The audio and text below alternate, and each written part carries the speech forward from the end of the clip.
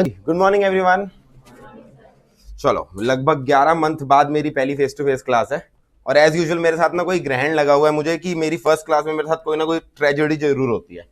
और ये ट्रेजेडी इस बार इसकी नहीं कह रहा रिकॉर्डिंग की, ट्रेजेडी ये है।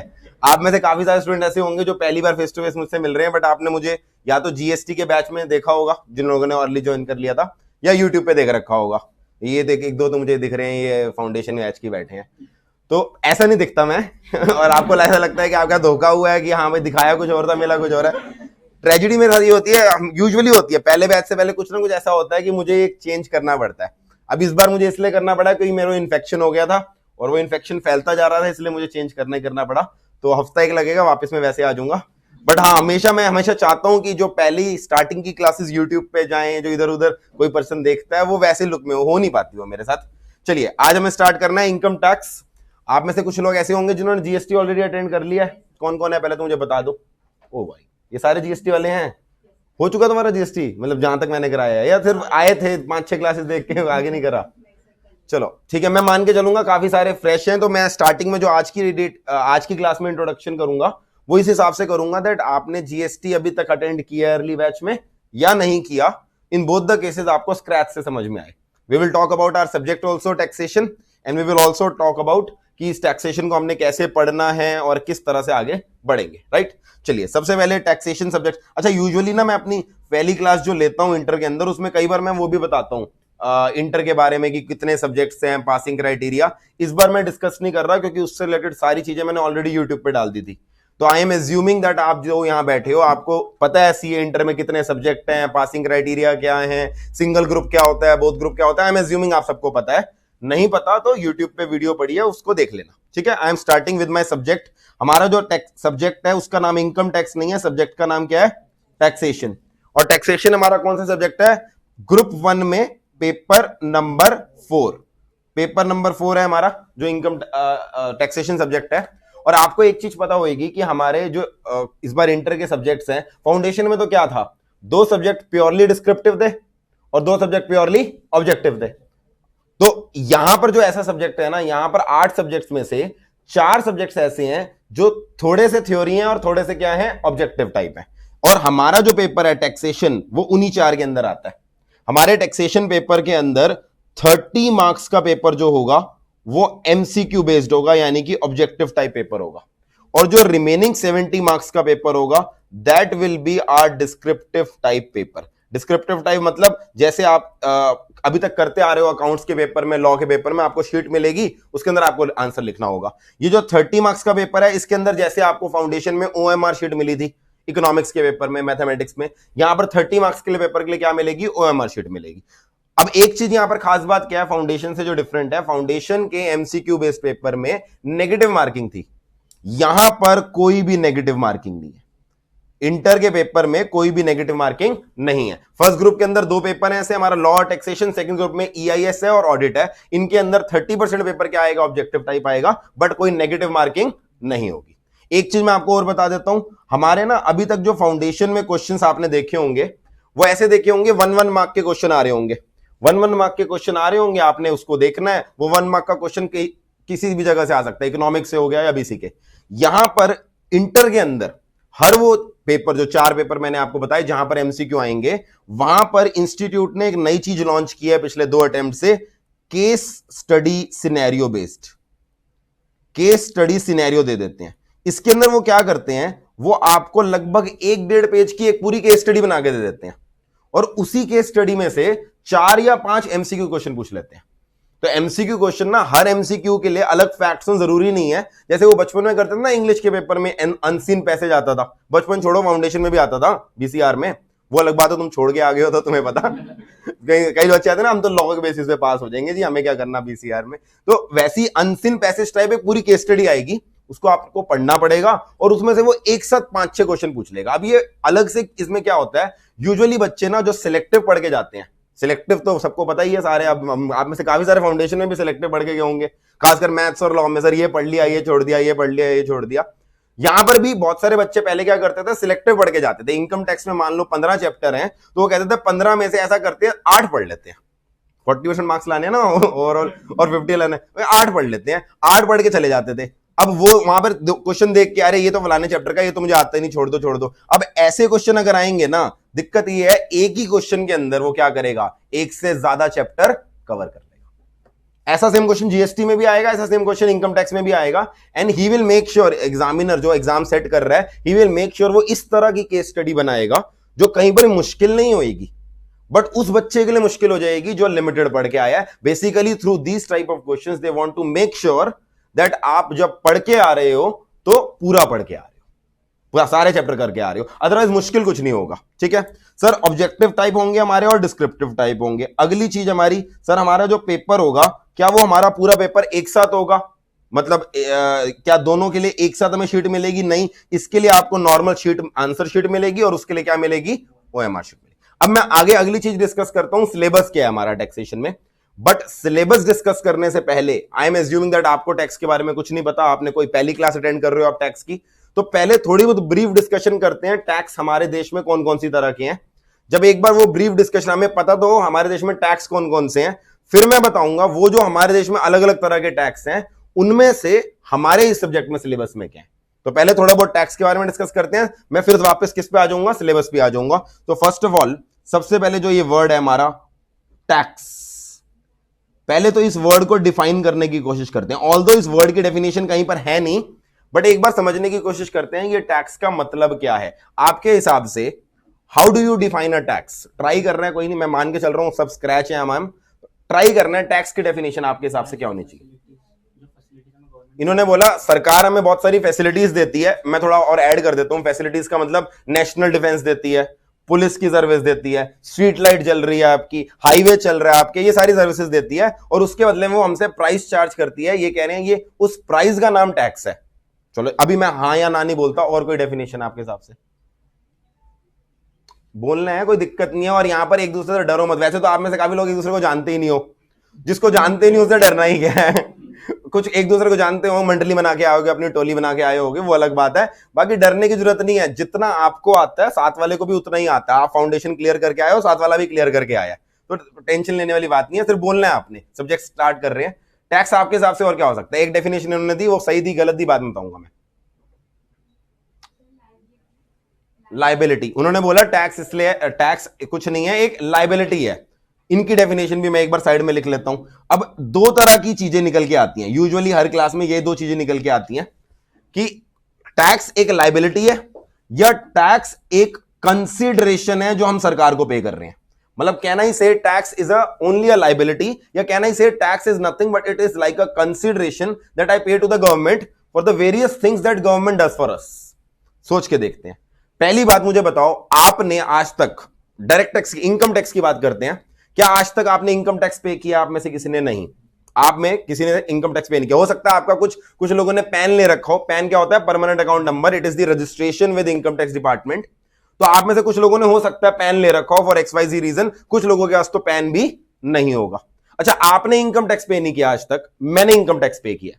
मैं इनकम टैक्स पे कर रहा हूं, सालों से पे कर रहा हूं। इनफैक्ट सीए जब मेरी हो गई, सीए जब हुई नहीं था ना, उससे पहले से पे कर रहा हूं, क्योंकि उससे पहले भी मैं क्लासेस लेता था, तो इनकम टैक्स में तब से पे करता आ रहा हूं। 10 साल हो गए मुझे इनकम टैक्स पे कर रहा हूं। मुझे बताओ एक सवाल, अगर आज बाय चांस, मैं सर्विसेज की बात कर रहा हूं गवर्नमेंट की, स्ट्रीट लाइट सर्विस गवर्नमेंट देती है, क्या वो स्ट्रीट लाइट सर्विस जितनी मैं इंजॉय करता हूं आप भी उतनी इंजॉय करते हो? नहीं, ऐसा तो नहीं है सरकार कहते तुम नहीं, तुम्हें रोशनी नहीं मिलेगी क्योंकि तुमने टैक्स नहीं पे किया, संचित ग्रोवर को रोशनी मिलेगी, ऐसा तो नहीं है। सिमिलरली पुलिस की सर्विस हो गई, नेशनल डिफेंस हो गई, अगर बाहर कुछ होता है, बाहर मुझे कोई मारने आता है पुलिस बचाएगी, अगर आपको कोई मारने आता है आपको भी पुलिस बचाने आएगी, या पहले पूछेगी टैक्स पे किया या नहीं किया? नहीं, ऐसा नहीं होता। इसका मतलब कंसीडरेशन, किसी भी चीज को कंसीडरेशन बनाने के लिए यूजुअली हमारे दिमाग में, एक लेमैन के दिमाग में, अभी आप सब लेमैन ही हो, अभी हम टैक्स पढ़ना शुरू कर रहे हैं, एक लेमैन के दिमाग में यह आता है टैक्स उन सर्विसेज, उन चीजों की कंसीडरेशन है जो सरकार हमें दे रही है, ठीक है। मगर प्रैक्टिकली सोचा जाए, कंसीडरेशन वर्ड आपने कॉन्ट्रैक्ट एक्ट में पढ़ा होगा। ये एज्यूम आपने कॉन्ट्रैक्ट एक्ट पढ़ के आए हो, फाउंडेशन क्लियर करके आए हो, तभी आओगे। कॉन्ट्रैक्ट एक्ट में कंसीडरेशन की एक डेफिनेशन होती है, सेक्शन 2 के अंदर, 2 क्लॉज डी के अंदर होती है शायद, वहां पे डेफिनेशन में तो नहीं जा रहा है, बट आपने एक वर्ड पढ़ा होगा कंसीडरेशन बनाने के लिए, क्विड प्रो क्यो। क्विड प्रो क्यो का मतलब क्या होता है? Something in return. यानी क्विड प्रो क्यो का मतलब यह होता है किसी भी चीज को, किसी भी चीज की कंसीडरेशन कब माना जाता है? जब दोनों में क्या हो? Direct relation. आपको मैं पढ़ा रहा हूं, उसके बदले में आप फीस दे रहे हो, क्विड प्रो को है। आपने किसी से जाके पेन खरीदा, बदले में आपने उसको पैसे दिए, क्विड प्रो को है। बट मुझे एक बात बताओ, टैक्स को अगर मैंने कंसिडरेशन बोलना है या नहीं बोलना, क्या आप जो सरकार को टैक्स पे कर रहे हो और सरकार बदले में जो आपको नेशनल डिफेंस दे रही है, जो पुलिस सर्विस दे रही है, जो स्ट्रीट लाइट सर्विस दे रही है, क्या लग रहा है क्विड प्रो को है या नहीं है? क्विड प्रो है? नहीं है। क्विड प्रो को इसलिए नहीं है, अगर क्विड प्रो को होता तो वो सर्विस सिर्फ मुझे मिलती, क्योंकि आपने तो टैक्स पे किया ही नहीं है, आपको वो मिलती नहीं। तो can I say tax is a consideration? The answer is no.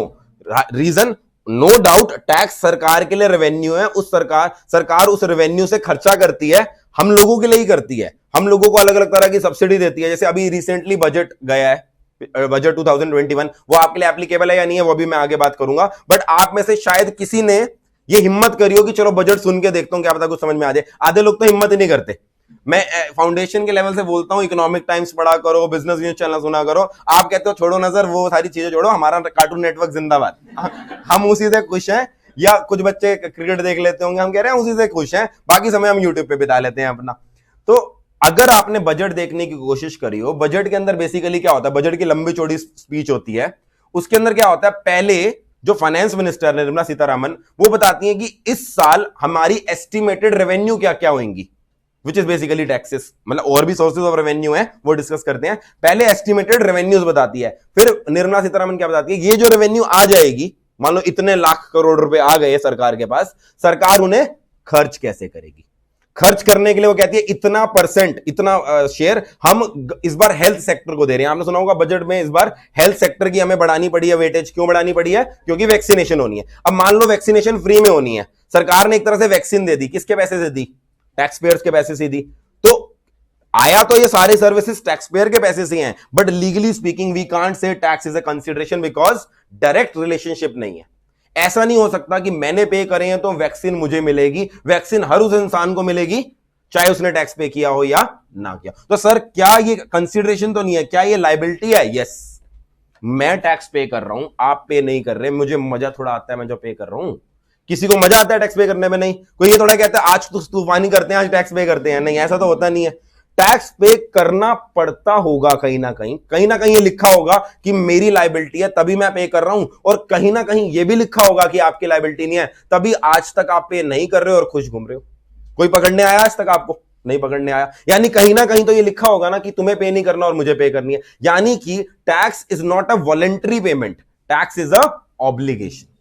Liability word भी यूज नहीं करूंगा, tax is a obligation, and this obligation has to be written somewhere. Where is it written? It is written under any act. Act होते हैं, rules होते हैं, वो सभी बात करूंगा। हम इसको सिंपल वर्ड में, वन वर्ड में बोलना चाहूं, किसी लॉ में हम बोलते हैं किसी स्टैच्यू में लिखा है। Contract act is a statue, income tax act is a statue, anything made under any law is called statue. तो can I say tax is nothing but it is a statutory obligation that a person pays to the government, but it is not the consideration for goods and services. Reason, quid pro quo नहीं है। तो एक बार इसको tax को define कर लेते हैं, आ जाओ। अच्छा, इनकम टैक्स के लिए आपको कॉपी बनानी पड़ेगी। जो जीएसटी वाले होंगे उन्होंने देखा होगा, जीएसटी के अंदर मैं कॉपी फिर भी नहीं बनवाता, क्योंकि जीएसटी का क्वेश्चन बैंक में सारे क्वेश्चन कवर हो जाते हैं। इनकम टैक्स के हम सवाल क्लास में भी करेंगे, तो इनकम टैक्स की कॉपी आपको लगानी है, ठीक है। चलिए, टैक्स के अंदर सबसे पहले लिख लेते हैं, ऑल्दो ये डेफिनेशन कहीं एग्जाम में नहीं पूछी जाने वाली, बट अभी आज की क्लास तो बेसिक क्लास है हमारी। आज वैसे भी हम कोई ऐसी चीज पढ़ने नहीं वाले जो डायरेक्टली एग्जाम में पूछी जाएगी। आज अभी हम क्लीन है हमारा दिमाग, उसके अंदर थोड़ी थोड़ी टैक्स की नॉलेज भरनी है मुझे। तो लिखेंगे सबसे पहले, इट इज अ यूनिलैटरल। अच्छा, यूनिलैटरल का मतलब क्या होता है? One sided. बायलैटरल का मतलब होता है जब आपको कुछ मिले। शायद आपने इकोनॉमिक्स में, मैक्रो इकोनॉमिक्स में 12th क्लास में सब पढ़ रखा होगा। कुछ यूनिलैटरल पेमेंट होती है जिन्हें आप ट्रांसफर पेमेंट बोलते हो, कुछ फैक्टर पेमेंट होती है, तो मैंने इसलिए यूनिलैटरल यूज कर लिया। It is a unilateral payment made by a person to the government. It is a unilateral payment made by a person to the government under a statutory obligation. Under a statutory obligation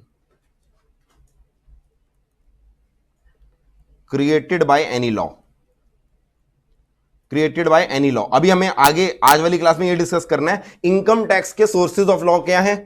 GST के sources of law मैं आज नहीं बताऊंगा, वो GST जब start करेंगे तब discuss करेंगे। तो there has to be a law और उसके अंदर कोई ना कोई लाइबिलिटी क्रिएटेड है, इसलिए यूनिलैटरल पेमेंट हम कर रहे हैं। अगली चीज यहां पर लिख लेते हैं जो अभी मैंने आपको बताया, it is not a consideration, it can not be said,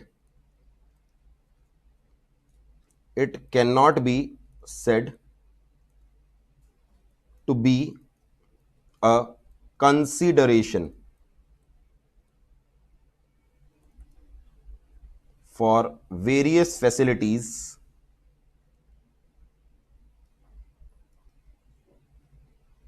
it cannot be said to be a consideration for various facilities provided by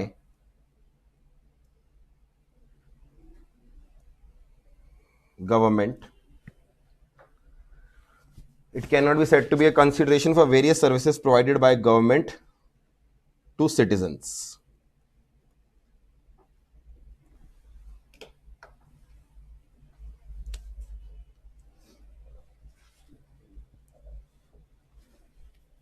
ठीक है, अच्छा ये तो होगी टैक्स पेयर के पॉइंट ऑफ व्यू से सारी बातें।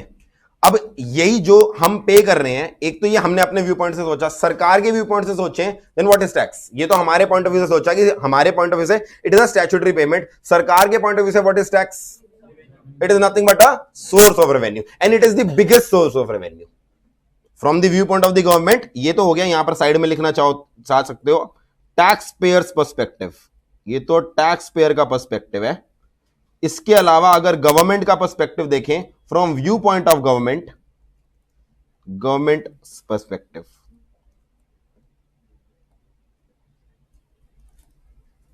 From government's point of view,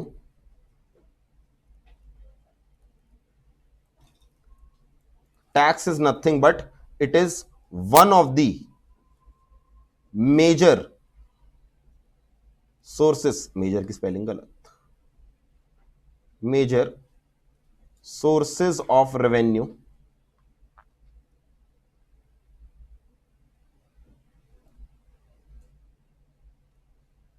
for government। इसी चल रहा है, नहीं चल रहा, चलाने का बंद क्यों कर गए? एक बार बुलाना किसी को लास्ट में, जो बुलाना, ऐसे तो मैं 3 घंटे में गिर जाऊंगा यार मैं। दिल्ली में ज्यादा गर्मी है, मैंने देखा है, जब से मैं कल आया हूं दिल्ली में, मेरे को तो बहुत गर्मी लग रही है दिल्ली में। बुलाए किसी को?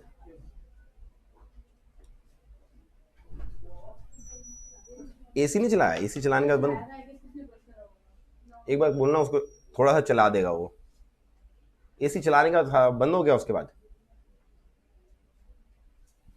हाँ जी, तो ये हमने दोनों पर्सपेक्टिव से देख लिया। अब अच्छा मैंने बोला गवर्नमेंट का पर्सपेक्टिव से it is one of the major sources of revenue. वैसे तो हमने टैक्स पढ़ना है, बट एक बार के लिए बात कर लेते हैं गवर्नमेंट के पर्सपेक्टिव से और कौन कौन से सोर्सेज ऑफ रेवेन्यू आपको दिख रहे हैं सरकार के लिए। जो टैक्स तो one of the source of revenue हो गया, बजट आपने देखा हो, तो और कौन कौन से सोर्सेज ऑफ रेवेन्यू है। ये जो इतना सारा हेल्थ एक्सपेंडिचर हो रहा है इस बार, क्या वो सारा टैक्सेस के थ्रू होने वाला होगा? क्योंकि टैक्स तो बढ़ा ही नहीं गए, टैक्स रेट तो आपको पता होगा ऑलमोस्ट सेम रखे गए हैं। तो वो कौन से सोर्सेज ऑफ रेवेन्यू है जो और भी होते हैं टैक्स के अलावा? किसने बोला? पीएसयू या गवर्नमेंट कंपनीज बोल दी बेसिकली। यहां पे क्या होता है आपको पता है, आप अगर किसी कंपनी में होल्डिंग करते हो, कंपनी क्या देती है बदले में? डिविडेंड।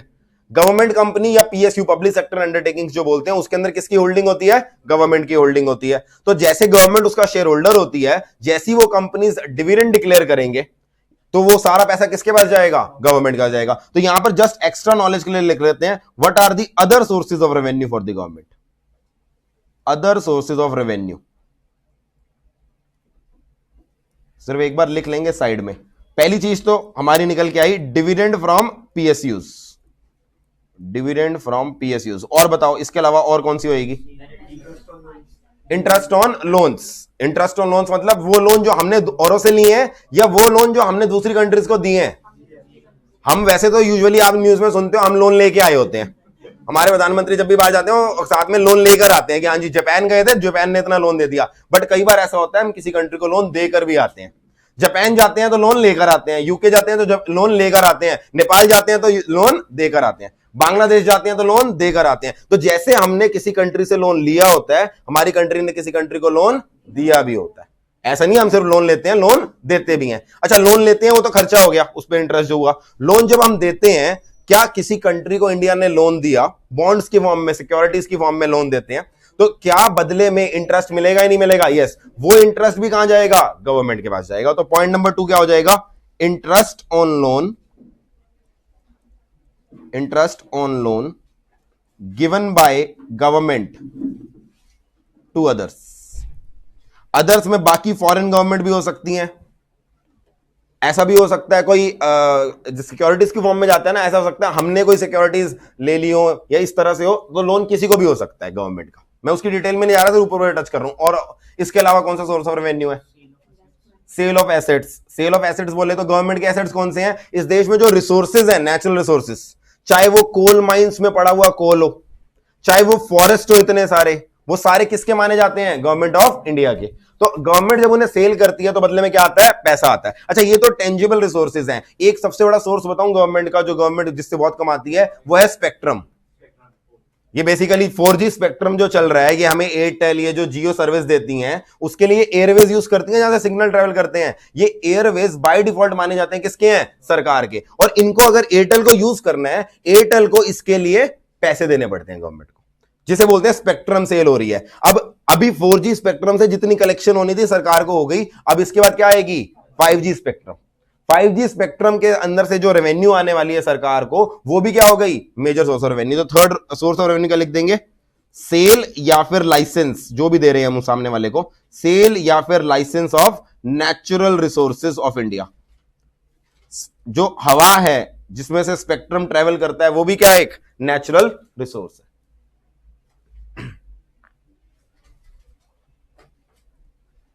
फोर्थ पॉइंट हमारा सबसे इंपॉर्टेंट चीज, इस साल के बजट में सरकार ने, ये 3 तो हर साल होते हैं, इस साल के बजट में सरकार ने कुछ करने के लिए सोचा है जहां से बहुत सारी रेवेन्यू आएगी। क्या? LIC का आईपीओ। और वर्ड कौन सा है? डिसइन्वेस्टमेंट। LIC का आईपीओ भी उसी के अंदर आ गया। डिसइन्वेस्टमेंट वर्ड आई थिंक सबने BCK में पढ़ा होगा, वैसे पहले भी पढ़ रखा होगा। डिसइन्वेस्टमेंट क्या होता है? बेसिकली गवर्नमेंट की जहां पर भी होल्डिंग्स हैं, गवर्नमेंट अपनी होल्डिंग्स को क्या करेगी? एक एक करके सेल करेगी। सिंपल वर्ड में बोलूं, गवर्नमेंट क्या करेगी? प्राइवेटाइजेशन करेगी। और इसी के ऊपर आजकल आपने देखा होगा डिबेट चल रही है कि गवर्नमेंट को एक ही बारी में इतनी सारी डिसइन्वेस्टमेंट करनी चाहिए या नहीं करनी चाहिए। और बिगेस्ट डिसइन्वेस्टमेंट का सोर्स जो इस साल 2021 में गवर्नमेंट का होने वाला है, वो क्या होने वाला है? LIC।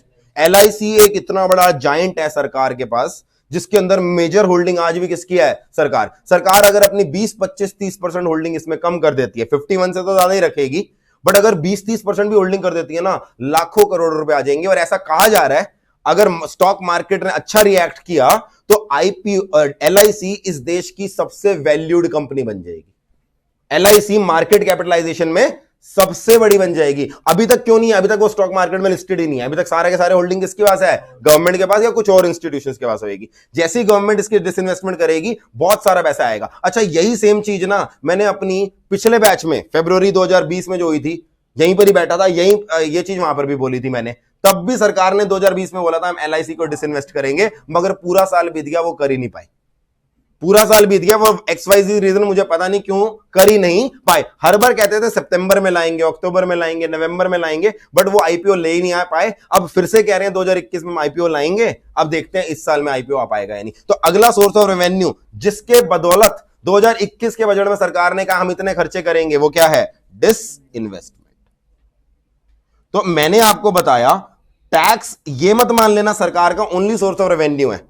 Tax no doubt it is a major source of revenue for the government, but apart from tax there are also some other sources of revenue। ये मैंने आपको बता दिया। हमने ये सारे सोर्सेस के बारे में बात नहीं करनी, ये तो सिर्फ नॉलेज के लिए बताइए। हमने बात सिर्फ किसकी करनी है? टैक्स की बात करनी है। यहां तक समझ में आ गया? तो अब हमारे दिमाग में बेसिक एक चीज पता लग गई, टैक्स होता क्या है। हमने गवर्नमेंट का पर्सपेक्टिव भी देख लिया, टैक्स पेयर का भी। अगला सवाल आया, टैक्स होते किस तरह के? नेक्स्ट सवाल, टाइप्स ऑफ टैक्सेस। ये आप सबने पढ़ रखा होगा कहीं ना कहीं बचपन में, कौन कौन से होते हैं? डायरेक्ट और इनडायरेक्ट। तो एक बार इनकी बात करते हैं। Taxes in any country, not just in India, in any country taxes are of 2 type. First is direct tax, second is indirect tax. अब जरा बात चल रही है डायरेक्ट और इनडायरेक्ट की। पहले तो मुझे ये बताओ, वो डेफिनेशन या वो मतलब जो आपने अपनी छोटी क्लासेस में पढ़ा है, पहले वो बताओ, फिर वहां से कोई नई बातें निकालेंगे। What is direct tax? जिसका बर्डन पास ऑन नहीं किया जा सकता वो डायरेक्ट टैक्स, जिसका बर्डन पास ऑन किया जा सकता है वो इनडायरेक्ट टैक्स। जरा समझते हैं इस बर्डन का मतलब क्या हुआ। बर्डन का मतलब के लिए एक सिंपल सा एग्जांपल जो मैं हर क्लास में लेता हूं, हम एग्जांपल लेते हैं पिज्जा हट का। पिज्जा हट के पास आप गए, पिज्जा हट से आपने क्या परचेज किया, HUF निकलता है यार मुझसे भी। पिज्जा हट से जाकर आपने खरीदा पिज्जा जिसकी कीमत, जिसका सेल प्राइस था 1000, आपने खाया पिया, आपका बिल कितना आया 1000। अब ये जो आपने 1000 रुपीज की पिज्जा हट ने आपको सेल करी, इसके ऊपर इनडायरेक्ट टैक्स में आज की रेट में लगता है GST। इसके ऊपर 1 मिनट के लिए मान के चलता हूं पिज्जा हट ने 180 रुपीज का GST पे करना है गवर्नमेंट को, मगर पिज्जा हट क्या करता है, बिल के ऊपर इसको अलग से चार्ज कर लेता है। यानी आप जब पिज्जा हट को पेमेंट करते हो आप 1000 पे नहीं करते, कितना पे करते हो 1180। असली में सरकार को किसने पे करना था, पिज्जा हट ने, मगर उसने चार्ज किससे कर लिया, हमसे। हम कौन है, हम अल्टीमेट कंज्यूमर, जो उसको आगे फर्दर प्रोडक्शन में यूज नहीं करेगा, जो क्या करेगा उसे कंज्यूम कर लेगा, उसने हमसे ले लिए। यानी अगर एक आम भाषा में बोला जाऊं, इस 180 रुपए का बर्डन किसने बियर किया, हमने, मगर गवर्नमेंट को पे करने के लिए लायबल कौन है, पिज्जा हट। तो ऐसे टैक्सेस जिनका बर्डन पास ऑन किया जा सकता है, किस पे पास ऑन का होता है, कस्टमर को, ऐसे टैक्सेस को हम क्या बोलते हैं, इनडायरेक्ट टैक्सेस बोलते हैं। अच्छा मुझे बताओ, पिज्जा हट में गए आपने 1000 रुपीज का बिल में अलग से 180 चार्ज किए, गवर्नमेंट को पिज्जा हट आपसे कलेक्ट करके क्या दे देगा, 180। 1 मिनट के लिए आपने कहा पिज्जा हट को, ये फालतू फोकट, तुम अपने मेन्यू में गलत प्राइसेस क्यों लिखते हो भाई। तुम्हारे मेन्यू के अंदर हमने देखा कोई चीज 1000 की थी, हमें तो लगा 1000 की है, ये लास्ट में बिल में एकदम धप्पी क्यों करी तुमने 180 रुपीज लगा के, ये गलत बात है, ऐसे मत किया करो। तो इसका जो कॉम्पिटिटर है डोमिनोज, उसने कहा हम ना एक नई स्ट्रैटेजी लाते हैं, वो अपने क्या कहते हैं मेन्यू के अंदर 1000 का पिज्जा लिखता है और कहता है अलग से कोई टैक्स नहीं लूंगा तुमसे। पिज्जा हट ने 1000 पे 180 रुपीज का अलग से टैक्स लिया था, डोमिनोज ने कहा मैं 1000 रुपीज लूंगा, no other taxes, this is price is inclusive of all the taxes. अब आपने जब डोमिनोज को 1000 रुपीज दिए, सवाल यह है क्या डोमिनोज भी गवर्नमेंट को GST पे करेगा या सिर्फ पिज्जा हट ही पे करेगा, डोमिनोज भी पे करेगा।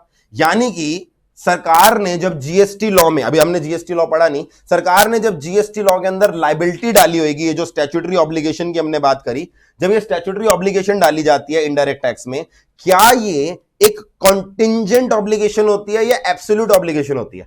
कॉन्टिंजेंट वर्ड समझते हो ना सारे, कॉन्टिंजेंट लायबिलिटी। कॉन्टिंजेंट का मतलब क्या होता है, क्या ये इस बात पे डिपेंडेंट है कि आप सामने वाले से रिकवर करोगे तो पे कर देना, नहीं पे रिकवर करोगे तो मत ना, या फिर आपको देनी ही देनी पड़ेगी, देनी पड़ेगी। पिज्जा हट ने अलग से रिकवर करे, देनी पड़ेगी। डोमिनोज ने अलग से रिकवर नहीं करे, सरकार कहेगी ये तुम्हारी कमर्शियल पॉलिसी है, हम तो इस 1000 में भी क्या करेंगे, आपसे GST कलेक्ट करेंगे। यानी मैं ये बोल सकता हूं Pizza Hut and Domino's both are liable to pay, but दोनों में से एक ने क्या सोचा, इंसिडेंस को पास ऑन कर दिया, एक ने इंसिडेंस को पास ऑन नहीं किया, अपने पास ही रखा, अपने पास ही रखा। मतलब उसने कहा मैं अपनी पॉकेट से पे कर दूंगा, कस्टमर से चार्ज नहीं करूंगा। अच्छा ऐसा क्यों किया, मार्केट को ध्यान में रख के किया। अब मान लो मैंने आपको बोला मैं आपको टैक्स पढ़ाऊंगा, और 1 मिनट के लिए मैं लिख लेता हूं, मैंने सोचा मैं आपको 1000 रुपीज लूंगा आपसे फीस, ठीक है। अब आप जब फीस लेने आए, एक तरीका यह है मैं 1000 पे 180 एक्स्ट्रा चार्ज कर दूं, या आप सर पैम्पलेट पे तो 1000 लिखा था, ये क्या बात हुई। अब कमर्शियल कंसीडरेशन को ध्यान में रखते हुए कुछ लोग ओवर एंड अबव चार्ज करते हैं, कुछ लोग अलग से चार्ज नहीं करते। एयरटेल को पता है, एयरटेल कहता है पोस्टपेड कनेक्शन ले लो 599 का है, जब बिल आता है 599 का नहीं आता, 599 प्लस GST का आता है, आप पे कर देते हो। एयरटेल से तो लड़ने नहीं जाते, 599 बोला था ये, बट कहीं पर आप जाकर लड़ने लग जाते हो कई बार, कई जगहों पे। तो वहां पर हर पर्सन अपने हिसाब से देखता है कि मुझे GST का इंसिडेंस अपने पास रखना है या क्या करना है, सामने वाले को देना है। यानी कि इनडायरेक्ट टैक्स की अगर मैं डेफिनेशन लिखूं, मैं बोलूंगा बर्डन, हम ये नहीं बोलेंगे it is a tax in which burden has to be passed on, हम बोलेंगे it is a tax in which burden can be passed on. मर्जी है, पास ऑन करना चाहो तो कर सकते हो, नहीं करना चाहो तो मत करो। अच्छा कभी भी आपने ऐसा देखा है पिज्जा हट आपको बोले तुम्हारे पिज्जा खरीदने से मुझे इनकम होएगी, और उस इनकम पे मैं क्या पे करूंगा, इनकम टैक्स पे करूंगा, यानी डायरेक्ट टैक्स पे करूंगा, ये लो बिल के ऊपर इनकम टैक्स भी चार्ज कर लिया। कभी ऐसा कभी देखा होते हुए? यानी मैं आपको बोलूं तुम्हारे से जो मुझे फीस मिलेगी उससे मेरी इनकम होएगी, उससे मुझे इनकम टैक्स पे करना होगा, ये इसलिए तुम्हारी फीस से मैं इनकम टैक्स भी चार्ज कर रहा हूं। कभी ऐसा होता देखा है? नहीं। और अगर ऐसा कोई करे आप पे करोगे उसका income tax? No. In fact income tax का बर्डन पास ऑन नहीं किया जा सकता, यहां पर अलाउड ही नहीं है। यहां पर सरकार कहती है जिस पर्सन को हम लाइबल कर रहे हैं उसी पर्सन को टैक्स पे करना पड़ेगा, वो अपने बर्डन को शिफ्ट नहीं कर सकता, जबकि इनडायरेक्ट टैक्स में ऐसा हो सकता है। अच्छा, इसका मतलब सर टैक्स के पर्सपेक्टिव से दो लोग हो गए, दो लोग हो गए। कौन कौन से दो लोग हो गए? One who is liable to pay tax and one who is bearing the burden of the tax. अगर मैं बोलूं इनडायरेक्ट टैक्स में ये दो लोग अलग अलग हो सकते हैं, डायरेक्ट टैक्स में ये दोनों लोग एक ही होते हैं। पिज्जा, यहां पर पिज्जाट का एग्जांपल ले, who is liable to pay tax to the government? Pizza Hut. Who is bearing the burden of the tax? Consumer. दोनों अलग अलग लोग हो गए। डोमिनोज में दोनों अलग अलग नहीं हुए, दोनों अलग अलग हो सकते हैं, जरूरी नहीं दोनों अलग अलग हो। इनकम टैक्स में मेरी इनकम पे मुझे इनकम टैक्स पे करना है, I am liable, and who is bearing the burden? I am bearing.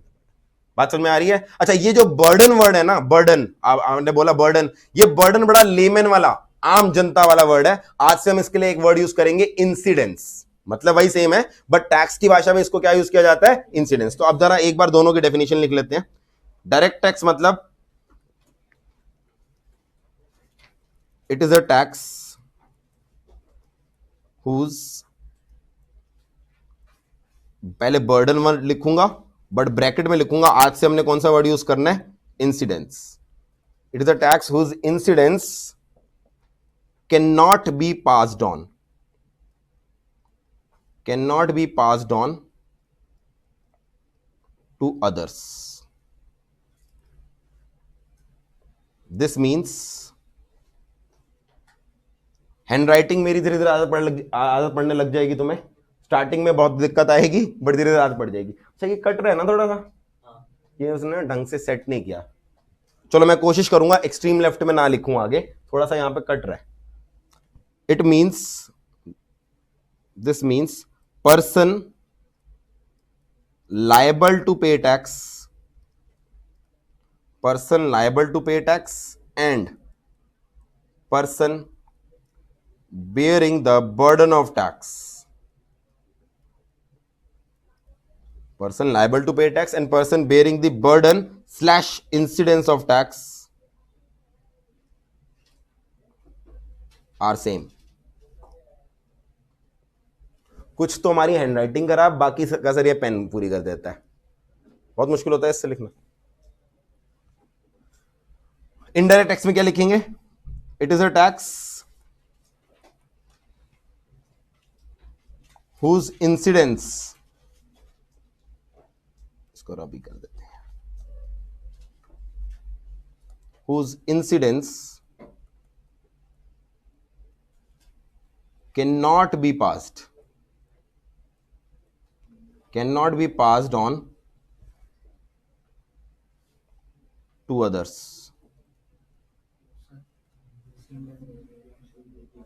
अच्छा, कैन, ठीक है, मैं तुम्हें टेस्ट कर रहा था। मैं फेस टू फेस का भी फायदा होता है ना, कुछ गलत बोल दो तो सामने वाले मना कर देते हैं। whose incidence can be passed on to others. Can को हाईलाइट कर दिया, कैन को हाईलाइट इसलिए किया, this means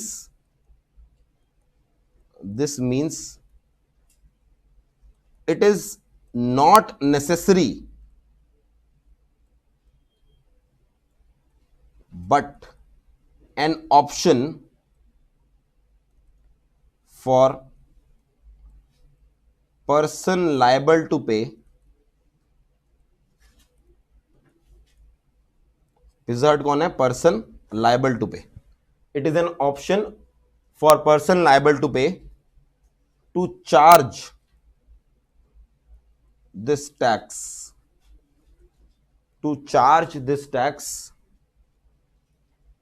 from recipient. It is not necessary but an option for person liable to pay to charge this tax from the recipient. अच्छा, अब और यहां पर एग्जांपल लेते हैं। लेट अस सपोज मैंने आपको सर्विस दी, मेरे को तो पसीने आने लग गए भाई अभी से ही। मैंने आपको सर्विस दी 1000 रुपीज की, उसके ऊपर मुझे पता था, क्योंकि मैं टैक्स का टीचर हूं, मुझे पता था मेरी टैक्स लायबिलिटी बनती है। कोचिंग सर्विस जीएसटी के अंदर टैक्सेबल होती है। अभी तो हम पहली क्लास में बैठे हैं, बट आपको पैसे बता दूं कोचिंग सर्विस क्या होती है जीएसटी में, टैक्सेबल। एग्जेम्पशन कोई नहीं मिली कोचिंग वालों को। तो 1000 के ऊपर मुझे पता था जीएसटी पे करना है, मैंने 1000 अलग से चार्ज नहीं किए, सॉरी मैंने 1000 रुपीज के ऊपर over and above GST charge नहीं किया, बट क्योंकि मुझे पता था मैंने अपनी पॉकेट से जीएसटी पे कर दिया। अच्छा, साथ में एक और कोई साइंस का टीचर है, एक साइंस पढ़ाने वाला टीचर है, उसको टैक्स की नॉलेज नहीं थी, उसने भी स्टूडेंट से क्या ली, 1000 फीस ली, उसने भी जीएसटी चार्ज नहीं किया, but because of ignorance of law उसने गवर्नमेंट को जीएसटी भी पे नहीं किया। एक दिन गवर्नमेंट के लोग आए, जीएसटी डिपार्टमेंट वाले लोग आए, उन्होंने मेरी चेकिंग करी, उस साइंस वाले टीचर की भी चेकिंग करी, उन्होंने कहा दोनों ने सेम फीस ली है, दोनों सेम सर्विस देते हैं, तुमने तो पे किया। साइंस वाले से पूछा तुमने क्यों नहीं जीएसटी पे किया, उसने कहा मुझे तो पता ही नहीं था, उसने कहा मुझे तो पता ही नहीं था। उसको बोला मुझे तो आती है trigonometry, sine theta cos theta पढ़ना पूछना है तो मेरे से मुझे आती है, मगर हमें नहीं आता ये टैक्स, तो मैंने ये पे नहीं किया। आपके लिए सवाल ये है, कोई भी टैक्स, जैसे मैंने बोला इंसिडेंस पास ऑन किया भी जा सकता है, नहीं भी। कोई भी पर्सन ये एक्सक्यूज ले सकता है कि मुझे तो पता ही नहीं था टैक्स कलेक्ट करना है, मैंने टैक्स कलेक्ट नहीं किया, अब मैं पे नहीं करूंगा। क्या ये एक्सक्यूज हो सकता है? नो। जब भी हम जीएसटी लॉ में या किसी भी इनडायरेक्ट टैक्स लॉ के अंदर लायबिलिटी सेट करते हैं ना, लायबिलिटी सेट की जा सकती है, और ignorance of law is not a excuse. ऐसे तो आप किसी का मर्डर कर दो, आप बोलो मुझे तो पता नहीं था, मैंने तो इंडियन पिनल कोड पढ़ा ही नहीं, मुझे तो लगा था ये मर्डर करने के लिए कुछ भी नहीं होता। देखो बचपन में वीडियो गेम खेलते थे, वहां तो मार देते थे, मैंने असली में भी मार के देख लिया। इग्नोरेंस ऑफ लॉ किसी भी लॉ की एक्सक्यूज नहीं होती। तो यहां पर इंसिडेंस आपने पास ऑन नहीं भी किया तो भी आपसे रिकवरी की जा सकती है। अच्छा, अभी मैं इनडायरेक्ट टैक्सेस की बात, अच्छा डायरेक्ट टैक्सेस की बात करूं, हमारे देश में डायरेक्ट टैक्सेस का कौन सा एग्जांपल है जिसकी क्लास चल रही है? पहली बात कौन सा? Income tax. अच्छा, इनकम टैक्स के अलावा बताओ कोई और टैक्स हो जो डायरेक्ट टैक्स हो। House tax. हाउस टैक्स आपने इसलिए बोला क्योंकि आप जहां दिल्ली में बैठे हो, ईस्ट दिल्ली में बैठे हैं, दिल्ली के अंदर हाउस टैक्स लगता है, कुछ जगहों पे लगता है, कुछ जगह नहीं लगता। अच्छा, हाउस टैक्स कौन लगाता है? सेंट्रल गवर्नमेंट लगाती है, दिल्ली गवर्नमेंट लगाती है, या म्युनिसिपैलिटी लगाती है? हाउस टैक्स कौन लगाता है? म्युनिसिपैलिटी। आप ईस्ट दिल्ली में बैठे हो तो ईस्ट दिल्ली में east Delhi municipal corporation house tax लगाती है, और हाउस टैक्स भी जनरली वही पर्सन बियर करता है जिसका वो घर हो, जनरली कह रहा हूं मैं। इसलिए house tax can also be an example of direct tax. और ऐसे बहुत छोटे छोटे बहुत सारे टैक्सेस हो सकते हैं देश में जो म्युनिसिपैलिटी या लोकल गवर्नमेंट लगा रही है, वो हमारे सिलेबस में नहीं है। तो हमारे लिए डायरेक्ट टैक्स का मतलब क्या हो गया? Income tax. वैसे आपको पता होना चाहिए there are other examples of direct tax as well. हमारे लिए जब भी बात चलेगी वो क्या होगा? Income tax. अच्छा, इससे पहले, आज से 6-7 साल पहले एक और टैक्स हुआ करता था, वेल्थ टैक्स। इनकम टैक्स तो आप नाम से पता लग रहा है, इनकम टैक्स किस पे लग रहा है? मैं इनकम कमा रहा हूं तो मेरी इनकम पे लग रहा है। वेल्थ टैक्स इस पे लगता था, जो मैंने इनकम कमा के संपत्ति इकट्ठा कर रखी है, उस संपत्ति पे, उस वेल्थ पर भी हर साल मुझे क्या करना होता था? वेल्थ टैक्स पे करना होता था। 2014 के अंदर वेल्थ टैक्स क्या हो गया? खत्म हो गया। तो पहले के जमाने में जब मैंने सीए करी थी, मेरे जमाने में डायरेक्ट टैक्स के दो मतलब होते थे, इनकम टैक्स भी सिलेबस में होता था, वेल्थ टैक्स भी होता था। अब वेल्थ टैक्स हमारे सिलेबस में नहीं है। तो यहां पर एग्जांपल जब लिखोगे ना, लिख लो वेल्थ टैक्स, बट इसके ऊपर क्या कर दो? क्रॉस लगा लो। अब लगता ही नहीं, खत्म कर दिया। There is no wealth tax at present in our country. 2014 के अंदर उसे खत्म कर दिया गया था। 2014 से पहले लगा करता था, उसका एक अलग एक्ट होता था, वेल्थ टैक्स एक्ट। ठीक है। अच्छा, एक नया टैक्स आया है उल्टा 2014 के बाद, बेनामी प्रॉपर्टीज के ऊपर। बेनामी प्रॉपर्टीज कौन सी होती हैं? कई बार लोग क्या करते हैं, मान लो मैंने बहुत सारी इलीगल सोर्सेज से इनकम कमा के रख रखी है। इलीगल वो भी हो सकती है जो एक्टिविटी करना ही अलाउड नहीं है, जैसे ड्रग्स बेचना, वो भी इलीगल होती है। इलीगल वो भी होती है, मैंने पढ़ाया, कोचिंग से ही इनकम कमाई है, कोचिंग से लीगल एक्टिविटी, बट इसको मैंने इनकम टैक्स डिपार्टमेंट से छुपा रखा है। तो एक इनकम टैक्स के पॉइंट ऑफ व्यू से तो क्या होगी? ये भी क्या होगी? इलीगल।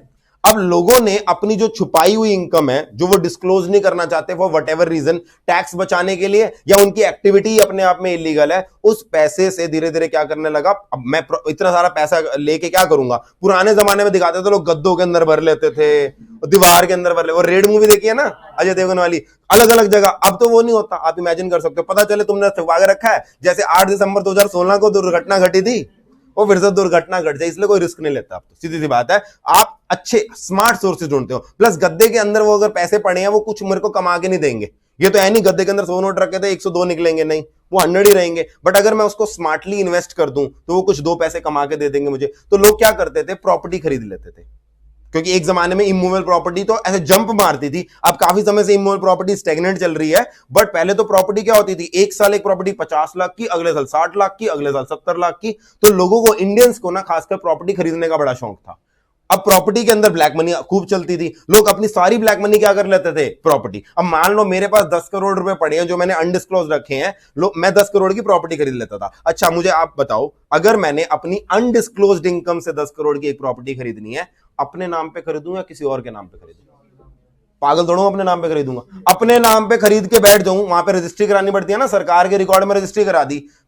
इनकम टैक्स मैं भरता नहीं, मान लो इनकम दिखाता हूं जरा सी, प्रॉपर्टी 10 करोड़ की अपने नाम पर रजिस्टर करा ली, कल को अगर मेरे यहां पर कोई इंफॉर्मेशन सरकार को मिली, वो कहेगी 10 करोड़ का सोर्स क्या है नहीं पता, मैं पकड़ा जाऊंगा। तो लोग क्या करते होंगे बताओ, लोग क्या करते होंगे अपनी पैसे को चलाने के लिए, वो किसी और के नाम पर, अच्छा किसी और के नाम पर क्या, अपनी वाइफ के नाम पर खरीद लूं, वहां भी फंस जाऊंगा, पेरेंट्स के नाम पे खरीद लूं, नहीं वहां भी फंस जाऊंगा, किसी XYZ के नाम पे खरीद लेता था, जिसपे मुझे विश्वास है कि कल को ये मेरी प्रॉपर्टी लेके नहीं भाग जाएगा।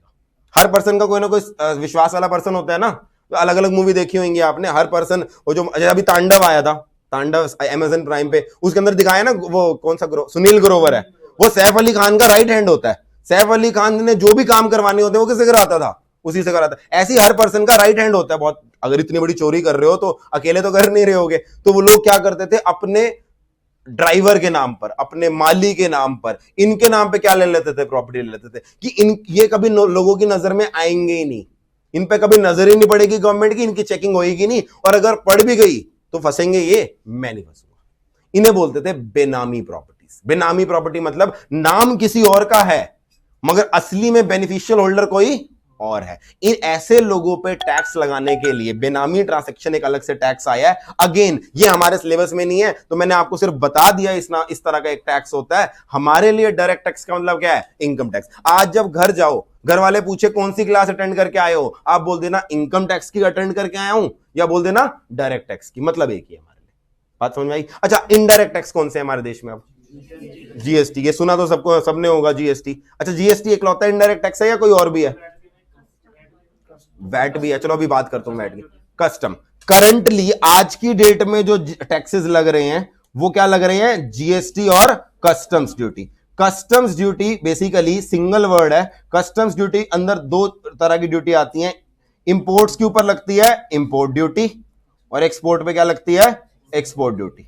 तो आज की डेट में दो तरह के टैक्सेस हैं। पहले कौन से टैक्सेस हुआ करते थे? 1 जुलाई 2017 से पहले होता था एक्साइज ड्यूटी। कोई भी चीज मैन्युफैक्चर करो तो क्या लगती थी, एक्साइज ड्यूटी। फिर क्या होता था, कोई भी चीज सेल करो, वैट। वैट अगर इंट्रा स्टेट हो, इंट्रा स्टेट सेल हुई, दिल्ली की दिल्ली में हुई तो वैट लगेगा, दिल्ली से हरियाणा में हुई तो वहां पर एक टैक्स लगता था, CST, सेंट्रल सेल्स टैक्स। इसी तरह सर्विसेज पे क्या लगता था, सर्विस टैक्स। ये सारे टैक्सेस खत्म करके 1 जुलाई 2017 के बाद अब सिर्फ दो टैक्सेस बचे हैं, जीएसटी और कस्टम्स ड्यूटी। अच्छा, कस्टम ड्यूटी 1 जुलाई 2017 से पहले भी लगता था और जीएसटी आने के बाद भी लग रहा है, वो अलग बात है। जीएसटी आने के बाद कस्टम ड्यूटी में थोड़े बहुत बदलाव आ गए। वो बदलाव क्या है वो अभी भी नहीं पढ़ा रहा, वो जब जीएसटी पढ़ेंगे उसके अंदर हमने कवर अप कर लेंगे। हां, आप ये याद रखो, जीएसटी आने से कस्टम्स ड्यूटी पे ज्यादा इंपैक्ट नहीं पड़ा। कस्टम ड्यूटी पहले भी लगती थी, अब भी लगती है, बट जो ये वैट है, ये जो एक्साइज है, ये जो सर्विस टैक्स हैं, ये क्या हो गए हैं, खत्म हो गए हैं। इसके लिए एक वर्ड आता है सबस्यूम। सारे पुराने टैक्सेस क्या हो गए हैं, सबस्यूम हो गए हैं, खत्म हो गए हैं, मिल गए हैं किसमें, जीएसटी में। पुराने टैक्सेस पूरी बात करेंगे जीएसटी की क्लास में। इनफैक्ट जीएसटी जब हम स्टार्ट करेंगे ना, जीएसटी के अंदर पहली 1-1.5 क्लास 2 क्लास तो पुराने टैक्सेस की बात ही करेंगे। जीएसटी तो टेक्निकली लेक्चर 3 से स्टार्ट होता है। क्यों? पुरानी क्लास, हमें पुराने सारे टैक्सेस पता होने जरूरी हैं, तभी हमें क्या पता लगता है कि नया जो है वो क्या लगेगा। अच्छा, अब जिन बच्चों ने जीएसटी की क्लास ले ली होगी उनको पता होगा, अभी मैं बोल तो रहा हूं कि वैट, सीएसटी, एक्साइज नहीं लगता, बट कुछ गुड्स अभी भी हैं जिन पे वो लग रहा है। एग्जांपल देना। पेट्रोलियम प्रोडक्ट्स, पेट्रोल पे आज भी जीएसटी नहीं लग रहा, क्या लग रहा है, एक्साइज लग रही है और वैट लग रही है, इसलिए पेट्रोल 100 पार करने का हो रहा है। चलो दिल्ली में तो अभी 100 पार नहीं किया, 80 समथिंग है, तो इसलिए मैंने तो अब गाड़ी लानी बंद कर दिया। मैं तो सीएनजी की उसमें कल गाड़ी लेके आया हूं, कल आते ही मैंने कल आगे गाड़ी पार्क करी है, ठुक भी गई है मेरी। लक्ष्मी नगर ने वेलकम बोला है, थोड़ी सी ठुक गई है, फिर सामने रिपेयर वाली शॉप से रिपेयर कराई है मैंने, इसलिए मैंने सोच लिया अब तो गाड़ी लानी नहीं है, thanks to petrol prices. And secondly ये यहाँ लक्ष्मी नगर में कोई भी ठोक के चला जाता है भाई, तो पता चले आज क्लास अटेंड करी, किसी को क्लास पसंद नहीं आई, जाते जाते ठोक गए। यार ये बंदा ना दाढ़ी के बिना बहुत गंदा लगता है, तोड़ दो उठा के, इसकी आवाज कानों में चुभती है, तोड़ दो इसको उठा के। तो हाँ, तो मैं बात ये करता, पेट्रोल के ऊपर अभी भी क्या लग रहे हैं, पुराने टैक्सेस। और कोई एग्जांपल, और कोई? Alcoholic liquor for human consumption. अच्छा, तुम्हें कैसे पता है ये चीज? अल्कोहल, चलो जिन्होंने पढ़ रखा है वो तो ठीक है, बाकियों ने अल्कोहल क्यों चिल्ला के बोला है? अल्कोहल पे भी क्या लग रहे हैं आज की डेट में, पुराने लग रहे हैं। और कोई? टोबैको प्रोडक्ट्स और सिगरेट प्रोडक्ट्स, अब कोई बोलेगा नहीं टोबैको के बारे में तो टोबैको प्रोडक्ट्स भी पुराने लग रहे हैं। ये गुड्स ऐसे हैं जिनको अभी जीएसटी में नहीं लाया गया। क्यों नहीं लाया गया, डिस्कशन सारी जीएसटी में होगी, बट हाँ पुराने टैक्सेस अभी भी लग रहे हैं, बहुत लिमिटेड आइटम्स पे लग रहे हैं, अल्कोहल, टोबैको, पेट्रोल, ये वाली। अदरवाइज मेजॉरिटी आज की डेट में टैक्सेस क्या हमारे, जीएसटी और कस्टम्स। ठीक है, अब हमें ये तो पता लग गया ब्रॉडली हमारे देश के अंदर कौन कौन से टैक्सेस लग रहे हैं। एक तरफ डायरेक्ट टैक्स में इनकम टैक्स लग रहा है, मेनली छोटे छोटे टैक्सेस हैं, लेट्स इग्नोर देम। और इनडायरेक्ट टैक्स में मेनली कौन सा लग रहा है, जीएसटी और कस्टम्स ड्यूटी। अब आते हैं हमारे सिलेबस में क्या है। Now let's come to CA inter syllabus. CA inter syllabus, ये डिस्कशन किए बिना हम सीए इंटर सिलेबस को पढ़ भी लेते, फायदा नहीं था। सीए इंटर के सिलेबस में क्या है, हमारे सिलेबस में क्योंकि एक ही सब्जेक्ट है टैक्सेशन का, इसलिए उसी टैक्सेशन के सब्जेक्ट में इनको डायरेक्ट टैक्स भी पढ़ाना है और इनडायरेक्ट टैक्स भी पढ़ाना है। फाइनल के अंदर ये दोनों अलग अलग पेपर बन जाते हैं। फाइनल के अंदर मैं आपको बताऊं दो ग्रुप होते हैं। अगेन सेकंड ग्रुप में पेपर नंबर 7 होता है डायरेक्ट टैक्सेस, पेपर नंबर 8 होता है इनडायरेक्ट टैक्सेस। वहां दो अलग अलग पेपर होते हैं, यहां पर एक ही पेपर है, इसलिए यहां पर हमारे सिलेबस में हमें डायरेक्ट टैक्सेस भी पढ़ने हैं, बोले तो इनकम टैक्स भी पढ़ना है, और हमारे सिलेबस में इनडायरेक्ट टैक्सेस में ध्यान देना, कस्टम्स हमारे सिलेबस में नहीं है, सिर्फ क्या है हमारे सिलेबस में, जीएसटी। कस्टम्स इन्होंने सारा का सारा सीए फाइनल लेवल पे डाल रखा है। पुराने जमाने में, आप तो सीए इंटर में हो ना, आज से कुछ समय पहले ओल्ड सिलेबस चलता था आईपीसीसी, अभी भी ओल्ड सिलेबस के पेपर चल रहे हैं, जो भी क्लियर नहीं कर पाए ओल्ड सिलेबस आईपीसीसी दे रहे हैं। May 21 लास्ट अटेम्प्ट है उनका, वैसे नॉलेज के लिए पता होना चाहिए। आप सब न्यू सिलेबस वाले हो, आप चाहकर भी ओल्ड सिलेबस ले ही नहीं सकते। तो ओल्ड सिलेबस में जो पहले हुआ करता था सिलेबस, उसके अंदर क्या होता था, कस्टम्स भी इंटर के सिलेबस में होता था थोड़ा सा।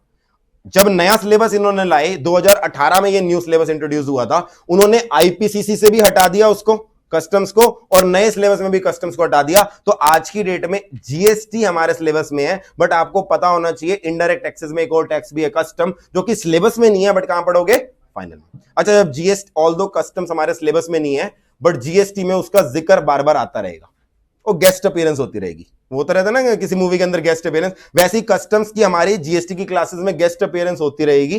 क्यों, कहीं ना कहीं उसका जिक्र आ ही जाता है, क्योंकि है तो टैक्स हमारे देश में लगने वाला ना। तो एज ए एक्स्ट्रा नॉलेज कई जगह मैं कस्टम ड्यूटी की बात करूंगा। सर अब ये है कितने मार्क्स का, इनकम टैक्स हमारा है 60 मार्क्स का, और जीएसटी हमारा है 40 मार्क्स का। This is for 60 marks, this is for 40 marks. Sir ऐसा क्यों, इनकम टैक्स और जीएसटी दोनों ही पूरे पूरे एक्ट, पूरे पूरे सिलेबस में नहीं है हमारे। अगर इनकम टैक्स सारा आपको इंटर लेवल पे पढ़ा दिया जाए तो फाइनल में क्या करोगे, कुछ फाइनल के लिए भी तो छोड़ना है ना। सिमिलरली जीएसटी आपको सारा इंटर लेवल पे पढ़ा दिया जाए तो फाइनल में क्या करोगे, फाइनल के लिए भी छोड़ना है। तो दोनों, पहली बात तो याद रखो, इनकम टैक्स और जीएसटी पूरे नहीं पढ़ाए जाएंगे, लिमिटेड पढ़ाए जाएंगे, कुछ हद तक पढ़ाए जाएंगे आपको। और दोनों के अंदर उन्होंने इनकम टैक्स की वेटेज ज्यादा रखी है, क्योंकि इनकम टैक्स में सिलेबस की कवरेज भी ज्यादा रखी है। जो मान लो अगर 100% था, उस 100% में उन्होंने सोचा इनकम टैक्स अगर 100% है, उसमें 60% हम क्या बढ़ा देते हैं इंटर लेवल पे, इसलिए उसकी वेटेज 60 मार्क्स रखी है। जीएसटी में as compare to the overall indirect tax system आपको कम पढ़ाया जा रहा है, इसलिए उसकी वेटेज कितनी रखी है, 40 मार्क्स रखी है। सर अभी आपने इस क्लास की स्टार्टिंग में बोला था 30% पेपर एमसीक्यू होगा और 70% क्या होगा, डिस्क्रिप्टिव टाइप होगा। तो क्या वो डिवीजन दोनों में होगी, यस। तो इसकी फर्दर डिवीजन देख लो, 60 का 30% कितना हो गया, 18 मार्क्स। 18 मार्क्स का पेपर जो इनकम टैक्स में आएगा वो एमसीक्यू बेस्ड आएगा, और बच गए 42 मार्क्स। 42 मार्क्स का पेपर जो आएगा वो क्या होगा, डिस्क्रिप्टिव बेस्ड होगा। ठीक है। सिमिलरली जीएसटी की बात करूं, जीएसटी में भी 40 इंटू 30%, 12 मार्क्स का जो पेपर आएगा वो एमसीक्यू बेस्ड होगा, और बच गए 28 मार्क्स। 28 मार्क्स का पेपर जो होगा वो डिस्क्रिप्टिव होगा। This is how our paper will look like. ठीक है, दोनों जगह डिवीजन होगी। अच्छा सर अभी आपने बताई ओएमआर शीट मिलेगी हमें, तो ओएमआर शीट, अच्छा पहली बात तो इनकम टैक्स और जीएसटी, पहले भी आपके साथ ऐसा हुआ है फाउंडेशन के अंदर, बिजनेस मैथमेटिक्स, बिजनेस स्टैटिस्टिक्स और एलआर तीनों एक साथ एक ही सब्जेक्ट की तरह आए थे।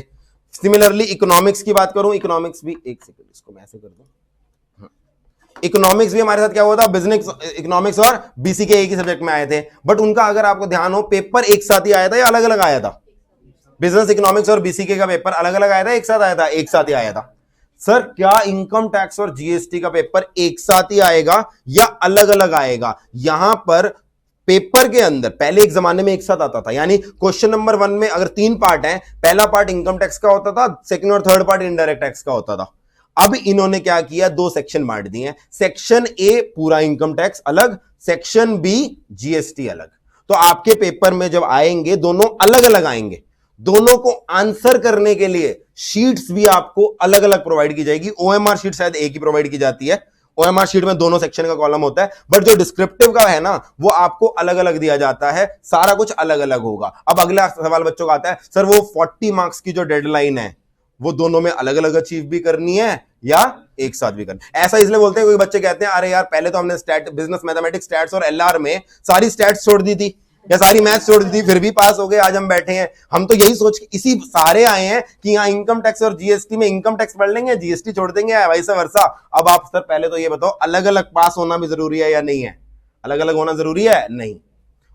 40 मार्क्स ओवरऑल देखे जाएंगे, यानी एक बच्चे के अगर जीएसटी में 40 मार्क्स का 40% कितना हो गया, 16। 16 मार्क्स नहीं आए, अगर 12 मार्क्स आए हैं उसके, मगर इनकम टैक्स में उसने काफी अच्छा परफॉर्म किया है, ओवरऑल 40 देखे जाएंगे, वो पासिंग क्राइटेरिया खत्म नहीं होगा। अदरवाइज आपका पेपर क्या आएगा, अलग अलग ही आएगा। यहां पर भी ऐसे ही होता है। वैसे सेकंड ग्रुप में जो ईआईएस और एसएम पेपर होगा आपका, वो भी अलग अलग ही आता है। ईआईएस की शीट अलग मिलती है, एसएम की शीट आपको अलग मिलती है, बट पासिंग क्राइटेरिया वहां पर भी सेम होता है। ओएमआर शीट एक साथ मिलेगी, ये चीज मैंने आपको बता दी। अगली चीज मेरे को और क्या बतानी थी? हाँ जी सर, क्वेश्चन हमारे, आपने फाउंडेशन में पैटर्न तो देख लिया होगा। पहला क्वेश्चन क्या होता था आपके लिए, कंपल्सरी होता था। उसके बाद वाले क्वेश्चन क्या होते थे? मान लो पहला क्वेश्चन 20 मार्क्स का होता था ना, जहां तक मुझे याद है।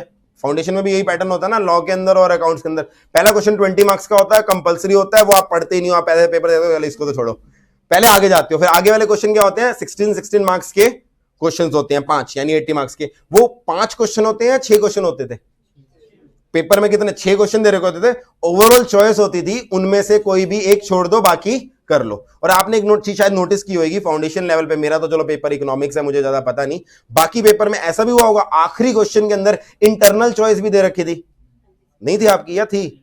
आधे मना कर रहे हैं, आधे कर रहे हैं। एक ही साथ पेपर देके आए हो, अलग अलग देके आए हो? कोई एक अलग आईसीआई का तो नहीं दे आए? थी इंटरनल चॉइस, पता नहीं वहां थी या नहीं, यहां जरूर होती है। यहां पर मोस्टली क्या होती है, इंटरनल चॉइस होती है। तो अगर चॉइस की बात करूं, जो 70 मार्क्स का पेपर आएगा, यानी कि 42 मार्क्स का इनकम टैक्स और 28 मार्क्स का जीएसटी, इसके अंदर जो पेपर 70 मार्क्स का पेपर ही रिलीज होता है, जो 30 मार्क्स का ऑब्जेक्टिव पेपर है वो रिलीज ही नहीं करता आईसीआई। जैसे आपके इकोनॉमिक्स का पेपर रिलीज नहीं हुआ, बिजनेस मैथमेटिक्स का फाउंडेशन में रिलीज नहीं हुआ, इसलिए अपने एमसीक्यू को बचाए रखने के लिए आईसीआई कभी भी अपने ऑब्जेक्टिव पेपर को रिलीज ही नहीं करता। वो सिर्फ 70 मार्क्स का पेपर रिलीज करता है, और इस 70 मार्क्स के अंदर आपका 42 इनकम टैक्स होता है और 28 जीएसटी होता है। तो इसके अंदर आप देखोगे इनकम टैक्स में भी जो पहला क्वेश्चन है वो कंपलसरी होगा, और सेक्शन बी जो इसके अंदर भी क्वेश्चन 1 होगा वो कंपलसरी होगा। इसके बाद आगे इसके अंदर 4 क्वेश्चन दे रखे होंगे, उन 4 में से कोई 3 करने होते हैं। सिमिलरली यहां भी आगे 4 दे रखे होंगे, उनमें क्या कर रखे होंगे, 3 करने होंगे। और जो लास्ट क्वेश्चन होता है ना, उसमें टिपिकली इंटरनल चॉइस भी होती है। तो इस तरह से हमारे चॉइसेस चलती हैं, क्वेश्चन 1 और क्वेश्चन 2। अच्छा सर, हमारे एमसीक्यू में भी चॉइस आती होंगी कि 18 की जगह 25 क्वेश्चन दे दिए, कोई भी 18 कर लो।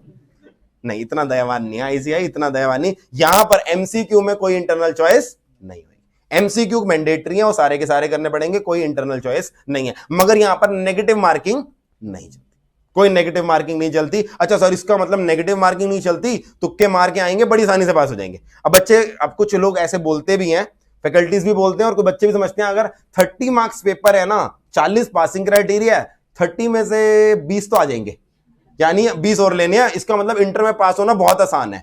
अब मैं बाकी सब्जेक्ट्स के बारे में तो नहीं बता सकता, क्योंकि बाकी सब्जेक्ट्स का पेपर मैं एनालाइज नहीं करता, मैं तो अपने टैक्स का पेपर एनालाइज करता हूं।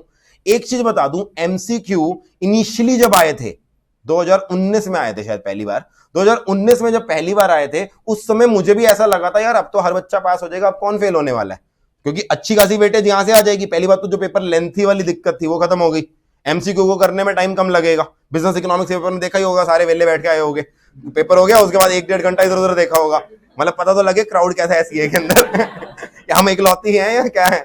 तो इसके बाद यहाँ पर आपने क्या कहते हैं, ये पेपर इससे इजी टर्म्स में हो गया कि लेंथ ही नहीं रह जाता, तो हमें लगा बड़ा आसानी से होगा। बट ये जो एमसीक्यू बना रहे हैं ना, एटलीस्ट टैक्स में तो मैं गारंटी ले रहा हूं, ये आपके कॉन्सेप्ट चेक कर रहे हैं। असली में नॉलेज है या नहीं है, छोटी छोटी बारीक चीजें, ये कॉन्सेप्ट चेक कर रहे हैं। और जब से केस सिनेरियो बेस्ड क्वेश्चन आया है, फिर तो ये पेपर की क्वालिटी और अच्छी हो गई है। क्यों? क्योंकि ये आपको रियल लाइफ सिचुएशन दे देते हैं। प्रैक्टिकली भी तो ऐसा ही होता है ना। आज मेरे पास कोई क्लाइंट आया एडवाइस लेने टैक्स की, वो अपने बारे में अपना गुणगान करेगा आके कि मेरे साथ ऐसा हुआ, मैंने ये ट्रांजैक्शन करी, मैंने मेरी थोड़ी सी सैलरी इनकम भी आती है जी, एक एफडी भी करा रखी है, वो भी है, हमारा एक आगे बच्चा भी है 18 साल से कम का है, बट हाँ कुछ कमाता है। ऐसे उसने आगे भी इन्फॉर्मेशन बताई। इसी तरीके से इन्फॉर्मेशन हमें दे देते हैं हम एग्जाम में। और जैसे आप उसकी सारी कहानी सुन के उसको एडवाइस करते हो, आपने एग्जाम में भी क्या करना है, एमसीक्यू में करना है। तो एमसीक्यू का मतलब ये नहीं है कि अब पेपर बहुत आसान हो गया है। इनफैक्ट मैं तो बोलूंगा इस बार पेपर उल्टा कॉन्सेप्चुअल हो गया है। अब ये आईसीआई के ऊपर होता है। कई बार वो एमसीक्यू पूछता है, जब पेपर इजी आता है जिस अटेम्प्ट में, वो एमसीक्यू आप पूछता है सीधे सीधे पूछ लेता है। जैसे अभी इनकम टैक्स तो चला पड़ा नहीं, मैं एग्जांपल लूं कॉर्पोरेट, आप थोड़ा बहुत लॉ तो पढ़ के आए हो ना फाउंडेशन में, आपसे पूछ लिया जाए एक ऊपर इस तरह का कॉन्ट्रैक्ट है, वो वॉइड होएगा, वॉइड एबिनिशियो होगा, वॉइडेबल होगा, वैलिड होगा, 4 आपने बस टिक करना है। इस तरह का पेपर आ जाए अगर इनकम टैक्स में, जीएसटी में सीधे सीधे क्वेश्चन पूछे हो, आप कहोगे पेपर बहुत अच्छा आया। और अगर वही वो क्या पूछ ले, कॉन्सेप्ट पूछ ले। अब जिस बच्चे ने ढंग से पढ़ा है वो तब भी बोलेगा पेपर इजी आया, मगर जिस बच्चे ने कॉन्सेप्ट ढंग से नहीं पढ़ा वो कहेगा क्या आया, पेपर मुश्किल आया। इस बार के आप रिजल्ट में देखोगे, अगर कोई बच्चे पास भी हुए ना इंटर में, उनके चारों सब्जेक्ट्स के पेपर मार्क्स कंपेयर करना, टैक्स के अंदर सबसे कम होंगे इस बार जो पेपर आया है। क्योंकि इस बार मार्केट में न्यूज फैली हुई टैक्स के पेपर बहुत मुश्किल आया, बहुत मुश्किल आया है। अगर मैं अभी आपको जो है धीरे धीरे पढ़ेंगे, उस पेपर को भी एनालाइज करेंगे जो इस बार आया है, आप देखोगे क्लास में करते करते क्वेश्चन मुश्किल कोई भी नहीं था, बस वो क्वेश्चन क्या थे, कॉन्सेप्चुअल थे। तो अब which brings me to my next thing. अब बच्चे यहां पर थोड़े से सहमे हुए लग रहे हैं, क्योंकि सर वो कह रहे हैं सर आप तो डरा रहे हो, शक्ल में दिख रहा है। तो डरा नहीं रहा, मैं पहले आपको बता रहा हूं कि ये टाइप ऑफ पेपर कैसा है। आपके एग्जाम में 2 तरह के पेपर होते हैं यूजुअली, एक होते हैं प्रैक्टिकल पेपर, एक होते हैं थ्योरेटिकल पेपर। मैं आपको बता दूं कौन कौन से प्रैक्टिकल हैं, जल्दी से मुझे बताओ, आपको अभी तक पता होंगे। पहली पेपर 1 हमारा अकाउंटेंसी क्या होगा, प्रैक्टिकल होगा। फिर अभी आज आपकी क्लास नहीं लगी, बट अगला पेपर कॉस्ट अकाउंट्स भी क्या होगा, प्रैक्टिकल होगा। लॉ आप थ्योरी में मान के चल सकते हो। फिर सेकंड ग्रुप में जाओगे, अकाउंट्स के बाद क्या आ जाएगा, एडवांस्ड अकाउंट्स, ये भी क्या हो जाएगा, प्रैक्टिकल हो जाएगा। पॉइंट नंबर 4 की बात करूं मैं, एफएम वैसे 60 मार्क्स का, इसके साथ साथ इकोनॉमिक्स फॉर फाइनेंस आता है। थ्योरी वाले की बात करूं, प्योर थ्योरी वाले पेपर, सबसे पहली बात हमारे यहां पर क्या आ गया, लॉ के अंदर कॉर्पोरेट लॉ भी है और अदर लॉज भी है। लगभग कॉर्पोरेट लॉ आपने थोड़ा बहुत तो पढ़ना शुरू कर ही दिया, तो लॉ का एक फ्लेवर तो मिल ही चुका है फाउंडेशन में। अब वो कॉर्पोरेट लॉ बस आगे चलता जाएगा। फिर अगला पेपर हमारा क्या आएगा, ऑडिट, सेकंड ग्रुप के अंदर, ठीक है। थर्ड पेपर हमारा आएगा ईआईएस और एसएम, ये तो प्योर ही थ्योरी है। इसमें तो कुछ चैप्टर ऐसे होते हैं जो बच्चे को समझ भी नहीं आते और रट मार लेता है पूरे अच्छे से, रट्टा मार लिया चलो जी। ये सबसे ज्यादा थ्योरेटिकल पेपर है ईआईएस एसएम। लॉ के अंदर, ऑडिट के अंदर चीजें समझ आ रही होंगी, अपनी लैंग्वेज में रिप्रोड्यूस होती हैं। ईआईएस एसएम के अंदर लैंग्वेज की भी दिक्कत आती है, तो ये पेपर हो गया। और लास्ट में जो एफएम के साथ है ना, इकोनॉमिक्स फॉर फाइनेंस। अभी तो बिजनेस इकोनॉमिक्स जो आपने पढ़ी थी फाउंडेशन में, वो तो ऑब्जेक्टिव टाइप थी। इकोनॉमिक्स फॉर फाइनेंस क्या होगा, डिस्क्रिप्टिव टाइप होगा। जैसे 12th class 11th 12th class में करते थे, पूरा वो फ्लो डायग्राम बना के नीचे एक्सप्लेनेशन लिख के, इस तरीके से आपको करना पड़ेगा। तो ये हमारे पेपर हैं। टैक्सेशन सब्जेक्ट ना, ये दोनों जगह टंगा हुआ है थोड़ा थोड़ा। ये प्रैक्टिकल की कैटेगरी में भी आ रहा है और ये डिस्क्रिप्टिव में भी आ रहा है। ये taxation is a, I would say, quasi practical and quasi theory. Quasi word समझते हो ना, क्वाजाई कॉन्ट्रैक्ट पढ़े होंगे, जो कॉन्ट्रैक्ट होते नहीं है बट कॉन्ट्रैक्ट जैसे होते हैं, वैसे मैं बोलूंगा क्वाजाई प्रैक्टिकल। प्योर प्रैक्टिकल भी नहीं है, प्योर थ्योरी भी नहीं है। ऐसा मैं क्यों बोल रहा हूं, अब आपने सोचा सर अपने टैक्स की, अपने सब्जेक्ट की तारीफ तो हर कोई करता है, पिछला भी आया था उसने भी यही बोला था, अगला आएगा वो भी यही बोलेगा। नहीं, there is a logic for it. Taxation को मैं पार्शली प्रैक्टिकल पार्शली थ्योरी क्यों बोल रहा हूं, क्योंकि यहां पर अगर मैं बात करूं, चलो जीएसटी की बात करूं पहले मैं। जीएसटी काफी स्टूडेंट्स ने तो पढ़ ही लिया। जीएसटी में ना लगभग वैसे ही आपको प्रोविजंस पढ़ाए जाएंगे। जो आपको क्वेश्चन आते हैं ना, कुछ क्वेश्चन तो ऐसे आते हैं जैसे आपके लॉ में आते थे, केस स्टडी बेस्ड फाउंडेशन में। आपको एक केस स्टडी दे दी गई और लास्ट में पूछा गया आपके हिसाब से इस केस के अंदर कॉन्ट्रैक्ट वैलिड है या इनवैलिड है, तो उसका आंसर क्या करते थे, प्रोविजंस ऑफ लॉ समझाते थे, फिर case, facts of the case and आपका इंटरप्रिटेशन। यानी वहां पर एप्लीकेशन तो हो रही है बट आपको आंसर थ्योरी फॉर्म में लिखना है।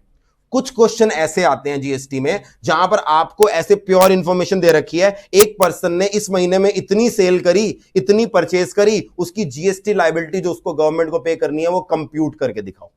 सिमिलरली इनकम टैक्स में क्वेश्चन आएंगे, मान लो इनकम टैक्स में इनकम कंप्यूट करनी है, बिजनेस इनकम कंप्यूट करनी है। अब आप 11th क्लास से अपनी क्या करते आ रहे हो, प्रॉफिट एंड लॉस बनाते सीख आता है आपको, ये खर्चा डेबिट में लिखना है, ये इनकम क्रेडिट में लिखनी है। यहां फर्क क्या हो जाएगा, कौन सा खर्चा डेबिट में लिखना है, कौन सा नहीं लिखना, ये इनकम टैक्स एक्ट बता देगा। कौन सी इनकम को क्रेडिट साइड में लिखना है, कौन सी इनकम को नहीं लिखना, वो कौन बताएगा, इनकम टैक्स। यानी सवाल बिल्कुल फाइनल अकाउंट्स का क्वेश्चन लग रहा होगा जैसे अकाउंट्स के अंदर आता है। फर्क सिर्फ ये है, इस बार आप अकाउंटेंसी में उसका अकाउंटिंग इनकम नहीं निकाल रहे, इस बार उसकी इनकम टैक्स में टैक्सेबल इनकम निकाल रहे। तो आधे क्वेश्चन बिल्कुल आपको प्रैक्टिकल टच देंगे, कुछ क्वेश्चन आपको लॉ की याद कराएंगे, और प्योर थ्योरी, बिल्कुल प्योर थ्योरी। जैसे प्योर थ्योरी का मतलब क्या हुआ, explain the provisions of minor under contract act, 6 marks. ऐसे क्वेश्चन नहीं आएंगे, ऐसे क्वेश्चन तो वहां पर भी, ऐसे क्वेश्चन आपको मिलते हैं बीकॉम के अंदर। इनकम टैक्स में जब बीकॉम में आता है ना, जीएसटी में आता है, कभी आपने सिलेबस मैच किया, सिलेबस सेम है मगर क्वेश्चन का फर्क आ जाता है। यहां पर मान लो मैं आपको पढ़ाऊंगा income under the head salary, यहां पर सैलरी का प्रैक्टिकल क्वेश्चन आएगा, यहां पर भी माइनर के प्रोविजंस आएंगे, इनकम टैक्स में भी, वहां पर उसकी प्रैक्टिकल एप्लीकेशन आएगी, वहां पर आ जाएगा explain the provisions of minor under income tax act, 20 marks. B Com में ऐसे आ जाएगा। फिर आप लिख दो, कम से कम 6 पेज लिखेंगे, तब जाकर आपको 20 में से वो 15 या 14 नंबर या 13 नंबर दे देगा। बीकॉम में भी सेम सिलेबस है, यहां पर भी लगभग सेम सिलेबस है, काइंड ऑफ पेपर पूरी तरह से क्या हो जाता है, बदल जाता है। तो यहां पर हमारा प्रैक्टिकल पोर्शन भी आएगा। जो मैं बोल रहा हूं ना, यहां पर 70% डिस्क्रिप्टिव है। डिस्क्रिप्टिव को लिटरल सेंस में मत लेना, डिस्क्रिप्टिव मतलब सर थ्योरी बेस्ड पेपर आएगा, डिस्क्रिप्टिव मतलब लिखना पड़ेगा। अकाउंट्स का जैसे क्वेश्चन सॉल्व करना पड़ता है, यहां पर भी टैक्सेबल इनकम सॉल्व करनी पड़ेगी, इसलिए मैं डिस्क्रिप्टिव बोल रहा हूं। अच्छा, यहां पर एक बात और पता क्या होगी, अकाउंट्स के अंदर क्या होता है टिपिकली, अकाउंट्स के अंदर या कॉस्ट अकाउंट्स के अंदर स्टूडेंट्स क्या करते हैं, कॉन्सेप्ट समझ लेते हैं। अब आप में से कुछ ने देखा होगा, फाउंडेशन लेवल पे आपको ये रियलाइजेशन होगी, कुछ बच्चे ऐसे होंगे जिनकी थ्योरी सब्जेक्ट स्ट्रांग होते हैं, जिनके प्रैक्टिकल वीक होते हैं। कुछ ऐसे होते हैं जिनके प्रैक्टिकल स्ट्रांग होते हैं, थ्योरी वीक होते हैं। बहुत सारे स्टूडेंट ऐसे होते हैं जिनके लॉ में बहुत अच्छे आए होते हैं, बट वो मैथमेटिक्स से डर रहे होते हैं फाउंडेशन लेवल पे, क्योंकि कहीं ना कहीं उसका क्या हो गया, प्रैक्टिकल सब्जेक्ट वीक हो गया। कुछ ऐसे होंगे जिनके अकाउंट्स और मैथमेटिक्स में बहुत अच्छे आए होंगे, लॉ में बेकार होंगे। और इकोनॉमिक्स में गिनता ही नहीं, इकोनॉमिक्स में सबके अच्छे आते हैं। जिस बच्चे के इकोनॉमिक्स में अच्छे आते हैं ना, मैं उसे, इकोनॉमिक्स में अच्छे नहीं आते, मैं उसे बहुत ज्यादा जज करता हूं, मतलब मैं बड़ा जजमेंटल आदमी हूं। इकोनॉमिक्स में अच्छे नहीं आए, मैं कहता है ये बच्चा या तो पढ़ाई में इसका इंटरेस्ट ही नहीं है, ये उच्च कोटि का नालायक है। ये इकोनॉमिक्स कोई सब्जेक्ट है मार्क्स ना लेने का, मार्क्स ना लेने के लिए ज्यादा मेहनत करनी पड़ती है उल्टा, कि आपको आंसर आ रहा है, आप कह रहे हो नहीं नहीं मैं तो फेल होने के लिए आया हूं यहाँ पर, इकोनॉमिक्स हो जाता है। इसलिए मैं आपको इसकी एग्जाम्पल भी ना बाकी 3 सब्जेक्ट्स के देता हूं। तो यहां पर क्या होगा, एक बच्चा, अब इंटर में भी यही होगा, जो बच्चा प्रैक्टिकल में स्ट्रांग है वो अकाउंट्स और कॉस्ट अकाउंट्स की क्लास में कॉन्सेप्ट समझेगा। वो टीचर कहेगा 10 में से 5 क्वेश्चन बेटा करा दिए, 5 होमवर्क है, वो होमवर्क भी नहीं करेगा, और फिर भी देखना आखिरी दिन मार्क्स बहुत अच्छे ले आएगा। ऐसे बच्चे मिलते हैं हमें, क्योंकि उनका प्रैक्टिकल में दिमाग चलता है, वो लॉजिकली समझते हैं। वो कहते हैं लॉजिकली मैंने समझ लिया, अब मैं कर लूंगा। क्लोजिंग स्टॉक को कैसे वैल्यू करना है लॉजिकली समझ लिया, अब उस पर 50 सवाल क्या करने, शेयर की एंट्री क्या डलती है शेयर्स की, मैंने समझ ली लॉजिकली, अब उस पर 50 सवाल क्यों करने। ऐसे बच्चे मार्क्स ले आते हैं। अच्छा, कुछ लॉ वाले होते हैं, लॉ वाले भी कुछ बच्चे कहते हैं हमें कॉन्सेप्ट बता दो, हमारी लैंग्वेज इतनी अच्छी है, हमारी इंग्लिश इतनी अच्छी है, हम बढ़िया से लिख लेंगे, वो लॉ में ले जाते हैं। अब यहां पर देखो, यहां पर अगर कोई बच्चा सिर्फ लॉजिकली बात कर रहा है, लॉजिकली वो किसी पर्सन की टैक्सेबल इनकम नहीं निकाल पाएगा। मैंने आपको कहा मेरी सैलरी ये है, मेरे को ये, मेरा एम्प्लॉयर ये भी चीज देता है, ये भी सर्विस देता है, ये भी मेरे को फैसिलिटी देता है, लॉजिक नहीं चलेंगे। यहां पे क्या चलेगा, जो इनकम टैक्स एक्ट ने बोला है उससे टैक्सेबल इनकम निकालो। तो अकाउंट्स तुम्हारी लॉजिक से चल जाएगी, अकाउंट्स में अकाउंटिंग इनकम लॉजिक से निकाल लेना, क्लोजिंग स्टॉक को ऐड करना है नहीं करना है, यहां लॉजिक नहीं चलेगा। यहां पे जो इनकम टैक्स है वही आपको याद रखना पड़ेगा। मतलब याद कैसे करना है वो अभी आपको बताऊंगा, बट यहां पर we have to do everything, it has to be backed by a law, there is no logic involve. आप मर्जी से आप कह रहे हो मुझे ऐसा करना अच्छा लग रहा है, अच्छे से बात नहीं चलेगी, it has to be written somewhere, because tax is a statutory obligation and it has to be computed in accordance with the statue which is levying it. ठीक है जी। अच्छा, थ्योरी भी नहीं होगी यहां पर। कुछ बच्चे होते हैं थ्योरी उनकी स्ट्रॉन्ग इसलिए होती है, उनका रट्टा बड़ा तेज होता है, वो एकदम ऐसे किसी चीज को देखते हैं फुल ऑन रट लेते हैं। मतलब ऐसे ना डाउट फाउंडेशन में सबसे कॉमन डाउट जो मुझे इंस्टाग्राम व्हाट्सएप यूट्यूब पे आता है वो ये होता है, सर लॉ की लैंग्वेज वही लिखनी है या अपनी लिख सकते हैं। आपने भी at some point of time शायद ये डाउट मुझसे पूछा हो। कुछ बच्चे नहीं पूछते डायलॉग, वो कहते हैं बुक दो बस हमें, पन्ने बताओ, ऐसे ऐसे बुक का वेट देखते हैं, यहां लगाते हैं सारा डेटा ट्रांसफर। वो बचपन में ना, मेरे बचपन में, तुम्हारे बचपन की बात नहीं कर रहा मेरे बचपन में एक ना शो आता था, शाका का बूम बूम। आपने पता नहीं देखा हो ना देखा हो, नहीं आपने भी देखा है, मतलब हमारी जनरेशन ज्यादा दूर नहीं हुई, अभी जनरेशन गैप ज्यादा नहीं आया अभी, चलो ठीक है, मैं अपने आप को जवान ही मानता हूँ तो शाका का बूम बूम में ना एक कैरेक्टर था जुगनू नाम का, जुगनू था शायद, उसने पेंसिल से बनाया था, वो एक कैरेक्टर बन के आ गया था। उसको ये पावर मिली थी कि वो कोई भी बुक को ऐसे लगाता था और वो सारा डेटा ट्रांसफर होकर इसमें आ जाता था, वो पुराना कैरेक्टर। आज की डेट में किसी ने सूट्स देखा हो, सूट्स है एक नाम, सूट्स भी देखा हुआ सबने, क्या बात है, बहुत ही एडवांस बच्चे हैं सारे। मैंने सूट्स देखा था सीए बनने के बाद, ताकि समझ तो आए थोड़ा बहुत। तो सूट्स के अंदर भी ऐसा ही है, एक माइक रॉस नाम का कैरेक्टर आता है उसके अंदर, उसकी भी मेमोरी ऐसी है, वो किसी चीज को देखता है तो एकदम याद कर लेता है और उसको याद रहती है वो पूरी पूरी बुक। तो कुछ बच्चे अगर इस माइक रॉस टाइप के, जुगनू टाइप के लोग हैं, उनका लॉ में तो अच्छे मार्क्स आ जाएंगे, वो टैक्स में परेशान हो जाएंगे, क्योंकि टैक्स के अंदर प्रोविजन याद करने से, प्रोविजन मगअप करने से का बात नहीं बनेगी। क्यों नहीं बनेगी? क्योंकि प्रोविजन मगअप तो कर लिए, उसको प्रैक्टिकल क्वेश्चन में अप्लाई भी तो करना है। तो ये सबसे बढ़िया सब्जेक्ट इसलिए लगता है, and that is primarily one of the reason that इतने सारे सब्जेक्ट्स में से मैंने ये सब्जेक्ट चूज क्यों किया अपने करियर के लिए, आगे पढ़ाने के लिए भी, क्योंकि यहां पर प्रैक्टिकल भी चलता है और यहां पर क्या चलती है, थ्योरी भी चलती है, और यहां पर आपको पढ़ना भी है, इस तरह से पढ़ रहे हैं कि उसको प्रैक्टिकली भी अप्लाई करना है। अब ये तो मैंने आपको बता दिया सब्जेक्ट कैसा है। अब ये डराने के बाद आपको अच्छे से मैंने डरा तो दिया कि मेरा सब्जेक्ट ऐसा है वैसा है। अब पढ़ते हैं हाउ डू वी स्टडी। लिखना मत इसको, वो तो मैं आपको बता रहा हूं। How will we study in the class, हमारे पढ़ने की स्ट्रेटजी क्या होगी क्लास में। अब एक तरीका तो ये है पढ़ाने का कि मैं आपको इनकम टैक्स एक्ट पढ़ाना शुरू करूं, मैं कहूं ये प्रोविजन है, चलो जी मैं प्रोविजन बताता जाऊं, आप उसको एक एक करके याद करते जाओ, हम याद करें और आगे उससे क्वेश्चन करते जाएं। ऐसे अगर हम करेंगे ना, बड़ी सिंपल सी बात है, जब आप कर रहे होगे उस समय तो आपको लग रहा होगा अच्छा, क्योंकि मैंने अभी आपको प्रोविजन बताया, नया नया सुना, उससे 4 सवाल करे, आपको मजा आ गया। हफ्ते बाद वो चैप्टर खत्म हुआ, अभी दिमाग में है, आपको लगा बहुत मजेदार है ये तो सारे क्वेश्चन निकल जाते हैं हमारे। फिर मैं आपको क्वेश्चन दिखाऊंगा पास्ट ईयर के, आप कहोगे नलायक हैं वो बच्चे जो फेल होते हैं सब्जेक्ट में। ये तो बड़ा सा सिंपल सवाल है, क्योंकि होता क्या है, बुक्स वाले क्वेश्चन हमारे थोड़े टफ है, मैंने जान के लेंथी क्वेश्चन बनाए हैं ताकि हम क्लास में अच्छे से प्रैक्टिस कर सकें। पेपर में तो उससे भी छोटे क्वेश्चन आते हैं, तो आप कहोगे बड़े नालायक कैटेगरी के बच्चे थे पिछले अटेम्प्ट वाले, फेल कैसे हो गए इसके अंदर। ये पिछले बच्चे नालायक थे, अब आए हैं असली बच्चे, तो हम लाएंगे रैंक तो बढ़िया। अब दिक्कत पता है क्या है, ये आपको उस समय तो याद होगा जैसे ही आप अगले चैप्टर पे जाओगे, उससे अगले चैप्टर पे जाओगे, इनकम टैक्स खत्म करके जीएसटी पे जाओगे, ग्रुप 1 खत्म करके ग्रुप 2 पे जाओगे, पीछे से क्या होना शुरू हो जाएगा, फीफो मेथड शुरू हो जाएगा, फर्स्ट इन फर्स्ट आउट, और आता जाएगा पिछला बाहर जाता जाए। तो यहां पर अब आपके लिए जरूरी क्या होता है, आप प्रोविजंस मगअप नहीं करना, हमें प्रोविजन याद नहीं कर। मैंने अगर आपको बता दिया कि इस पर्टिकुलर केस के अंदर ये चीज को टैक्सेबल किया, बट इस टैक्स को लगाते समय इस चीज को बाहर कर दिया, रट नहीं सकते। मगर आपने लॉजिक समझ लिया ना कि एक चीज को टैक्स किया, उसमें जो एक्सेप्शन क्रिएट करी, उस एक्सेप्शन के पीछे कहानी क्या थी, अगर वहां पर कोई अमेंडमेंट आई, वो अमेंडमेंट क्यों आई, अगर आपने वो कहानी समझ ली, अगर आपने वो प्रोविजन समझ लिया, तब मैं आपको गारंटी दे रहा हूं सीए बन जाओगे, तब भी वो कहानी याद रहेगी आपको। तो मेरे को आपको सुनानी है कहानियां, मैं आऊंगा यहां पर रोज कहानियां सुनाने, तभी मैं कंफर्टेबल होकर बैठूं पैर ऊपर करके, ये कंफर्ट होना चाहिए। मैं आपको, जिन्होंने जीएसटी देखा पढ़ लिया, उनको पता भी होगा, कभी भी कोई अमेंडमेंट होगी, कोई प्रोविजन होगा, मैं आपको सीधा प्रोविजन नहीं बताऊंगा, मैं उसका थोड़ा सस्पेंस क्रिएट करूंगा।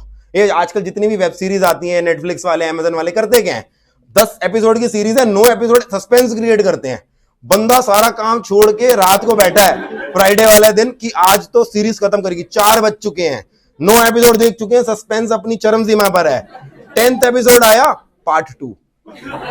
यही हुआ तांडव देखते समय मेरे सामने, तांडव देख लिया, सीक्रेट गेम्स देख लिया, जितनी भी सीरीज आती हैं देखो, सस्पेंस बन रहा है, लास्ट में अरे इसकी तो सीरीज 2 आने वाली है। तो मैं ऐसा नहीं करूंगा तुम्हारे साथ, ऐसा इतना बुरा नहीं करूंगा, बट मैं करूंगा यही, क्योंकि यही चल रहा है यार मार्केट में वेब सीरीज। तो हम करेंगे, पहले स्टोरी सुना के तुम्हें सस्पेंस क्रिएट करूंगा कि हाँ इसमें सरकार को ये दिक्कत आ रही थी, प्रैक्टिकली ऐसे ऐसे हो रहा था, सरकार को इसमें क्या करना चाहिए, एंड बिलीव मी आप खुद बता दोगे लॉ मेकर्स की तरह कि सरकार को यहां पर क्या करना चाहिए।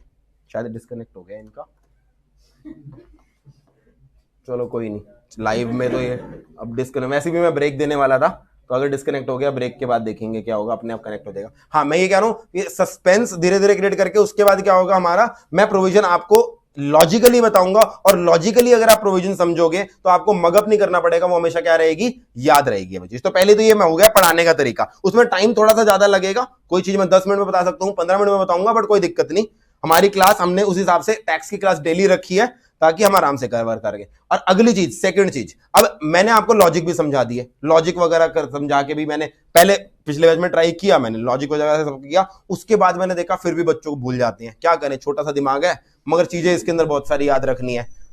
बंद हो गई है, मैं वैसे ब्रेक ही दे रहा हूं, अभी ग्रुप पे डाल दे कि मैं ब्रेक ही दे रहा हूं, 2 मिनट है।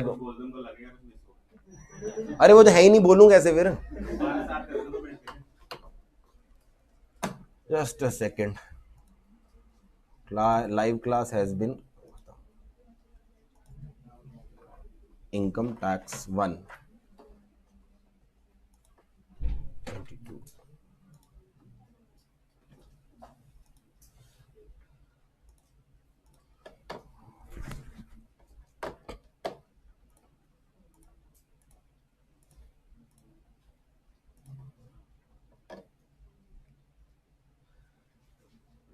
चलिए स्टार्ट हो गई फिर से क्लास। हाँ जी, मैं क्या कह रहा था, हाँ तो एक तरीका तो मैंने बता दिया कि अब हम प्रोविजंस क्या करेंगे, लॉजिकली समझेंगे, और लॉजिकली प्रोविजन समझने के बाद उसको देखेंगे। फिर भी हमारे दिमाग में रिटेन नहीं हो पाता। अब रिटेन नहीं हो पाता, इससे होता क्या है, कॉन्सेप्चुअली तो हम बहुत स्ट्रांग हो गए, but at the end of the day हमें एग्जाम भी क्लियर करने ही करने हैं। और एग्जाम के अंदर आपको पता है, चाहे फाउंडेशन लेवल हो, चाहे इंटर लेवल हो, या चाहे फाइनल लेवल में हो, छुट्टी एक ही मिलती है। अनलेस एंड अनटिल कोई 26 जनवरी बीच में आ रही हो, अनलेस एंड अनटिल कोई इलेक्शन बीच में आ रहा हो, कोई फेस्टिवल आ रहा हो, या for some XYZ political reason, security reasons की वजह से पेपर कैंसिल करना पड़े, एक ही छुट्टी मिलती है हमें। अब एक छुट्टी अगर मिलती है, एक छुट्टी में रिवाइज कैसे करेंगे, ये सबसे बड़ी समस्या है। ये समस्या आपने to certain extent foundation level पे फील कर ही ली होगी, और अगर फील नहीं करी, अब फील तो करोगे ही करोगे, बड़े लेवल पे फील करोगे, क्योंकि सिलेबस बढ़ जाएंगे सारे सब्जेक्ट्स के। तो इसको रिवाइज करना जीएसटी और इनकम टैक्स को नेक्स्ट टू इम्पॉसिबल हो जाता था एक दिन के अंदर अंदर, क्योंकि सिलेबस इतना ज्यादा होता था। अब एक चीज हमारी गारंटेड है, हमारी विजुअल मेमोरी ना हमेशा हमारी नॉर्मल मेमोरी से स्ट्रांग होती है।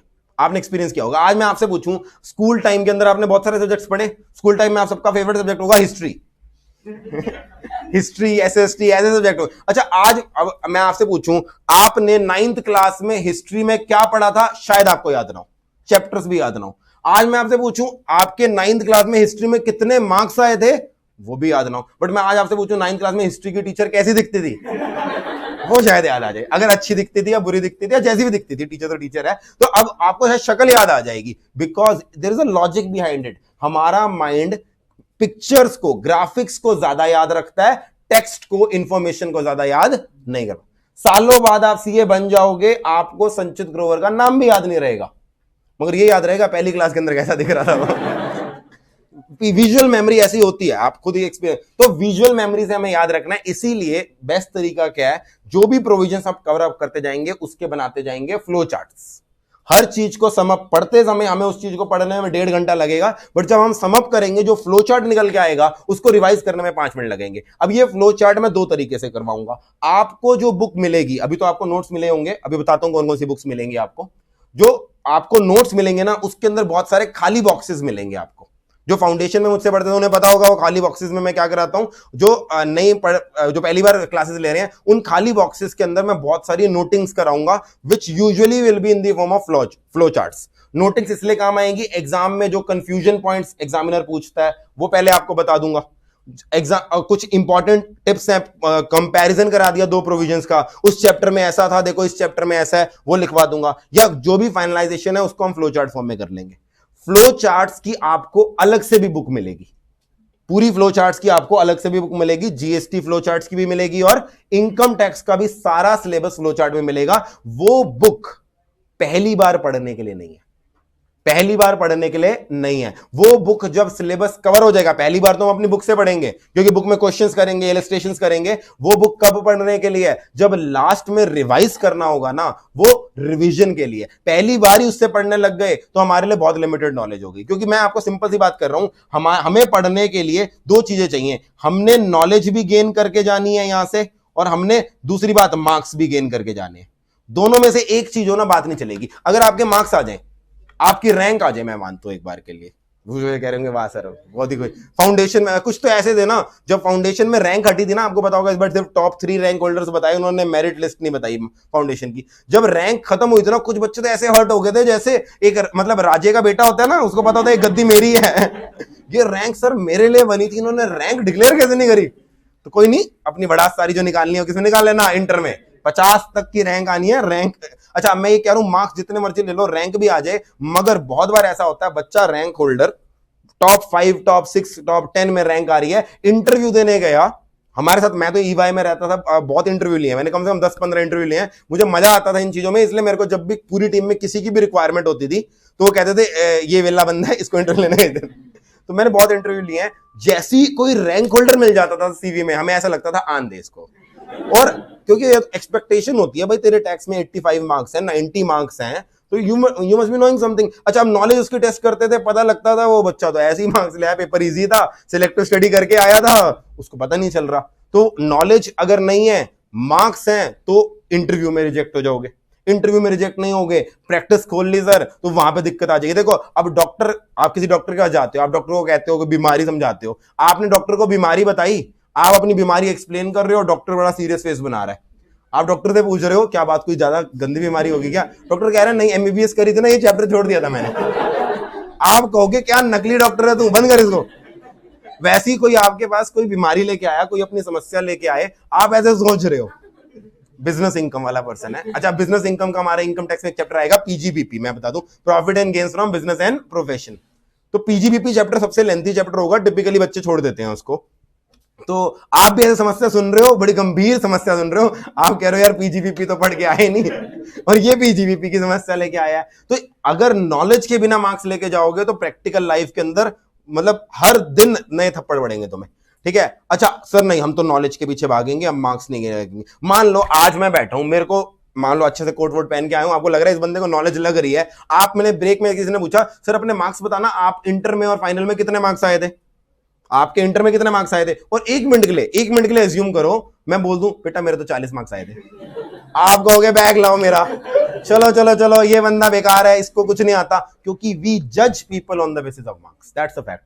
अगर आप मेरे एक्चुअल मार्क्स पूछ रहे हो तो बता देता हूं 85 मार्क्स आए थे मेरे इंटर के अंदर, और मेरी रैंक भी आई थी, फाइनल के अंदर भी मेरे डायरेक्ट इंडेक्स दोनों में 70 अबव आए थे, which is a very good score 70 के हिसाब से। तो अब मैंने आपको 86 बोला, आपने कहा हाँ ठीक है चलो ठीक है ठीक है, देखने में भी ठीक लग रहा है, मार्क्स भी आए थे, रैंक होल्डर अपने जमाने का rank holder, because that's a fact, we जज people on the basis of marks. When we'll go for interview, when we will go for jobs, we will be judged on the basis of marks. तो हमें marks भी लेने हैं, हमें knowledge भी gain करनी है, इसीलिए जब पढ़ेंगे तो पूरी गहराइयों में जाके पढ़ेंगे, लॉजिक के साथ पढ़ेंगे। बट उतनी गहराइयों में डूबने के बाद अगर मार्क्स ना आए तो क्या फायदा डूबने का। इसलिए मार्क्स लेने के लिए revision, flow charts, question bank, ये सारा कुछ भी हमें करना है। अगर हम दोनों चीजें कंबाइन करेंगे तब होंगे मार्क्स भी है और नॉलेज भी है। तो सर अब हमारे पास, मैं आपको टिपिकली बता दूं, आपके जितने भी सब्जेक्ट्स हैं इंटर में, इस तरह से सिलेबस टैक्सेशन का इस तरह से डिफाइंड है दैट ये दो अलग अलग सब्जेक्ट बना नहीं पाए, इन्होंने जबरदस्ती एक सब्जेक्ट बना दिया, उसमें इनकम टैक्स भी डाल दिया, जीएसटी भी। बट जो इसका सिलेबस है ना, वो बाकी सब्जेक्ट से लगभग लगभग 1.5 गुना है,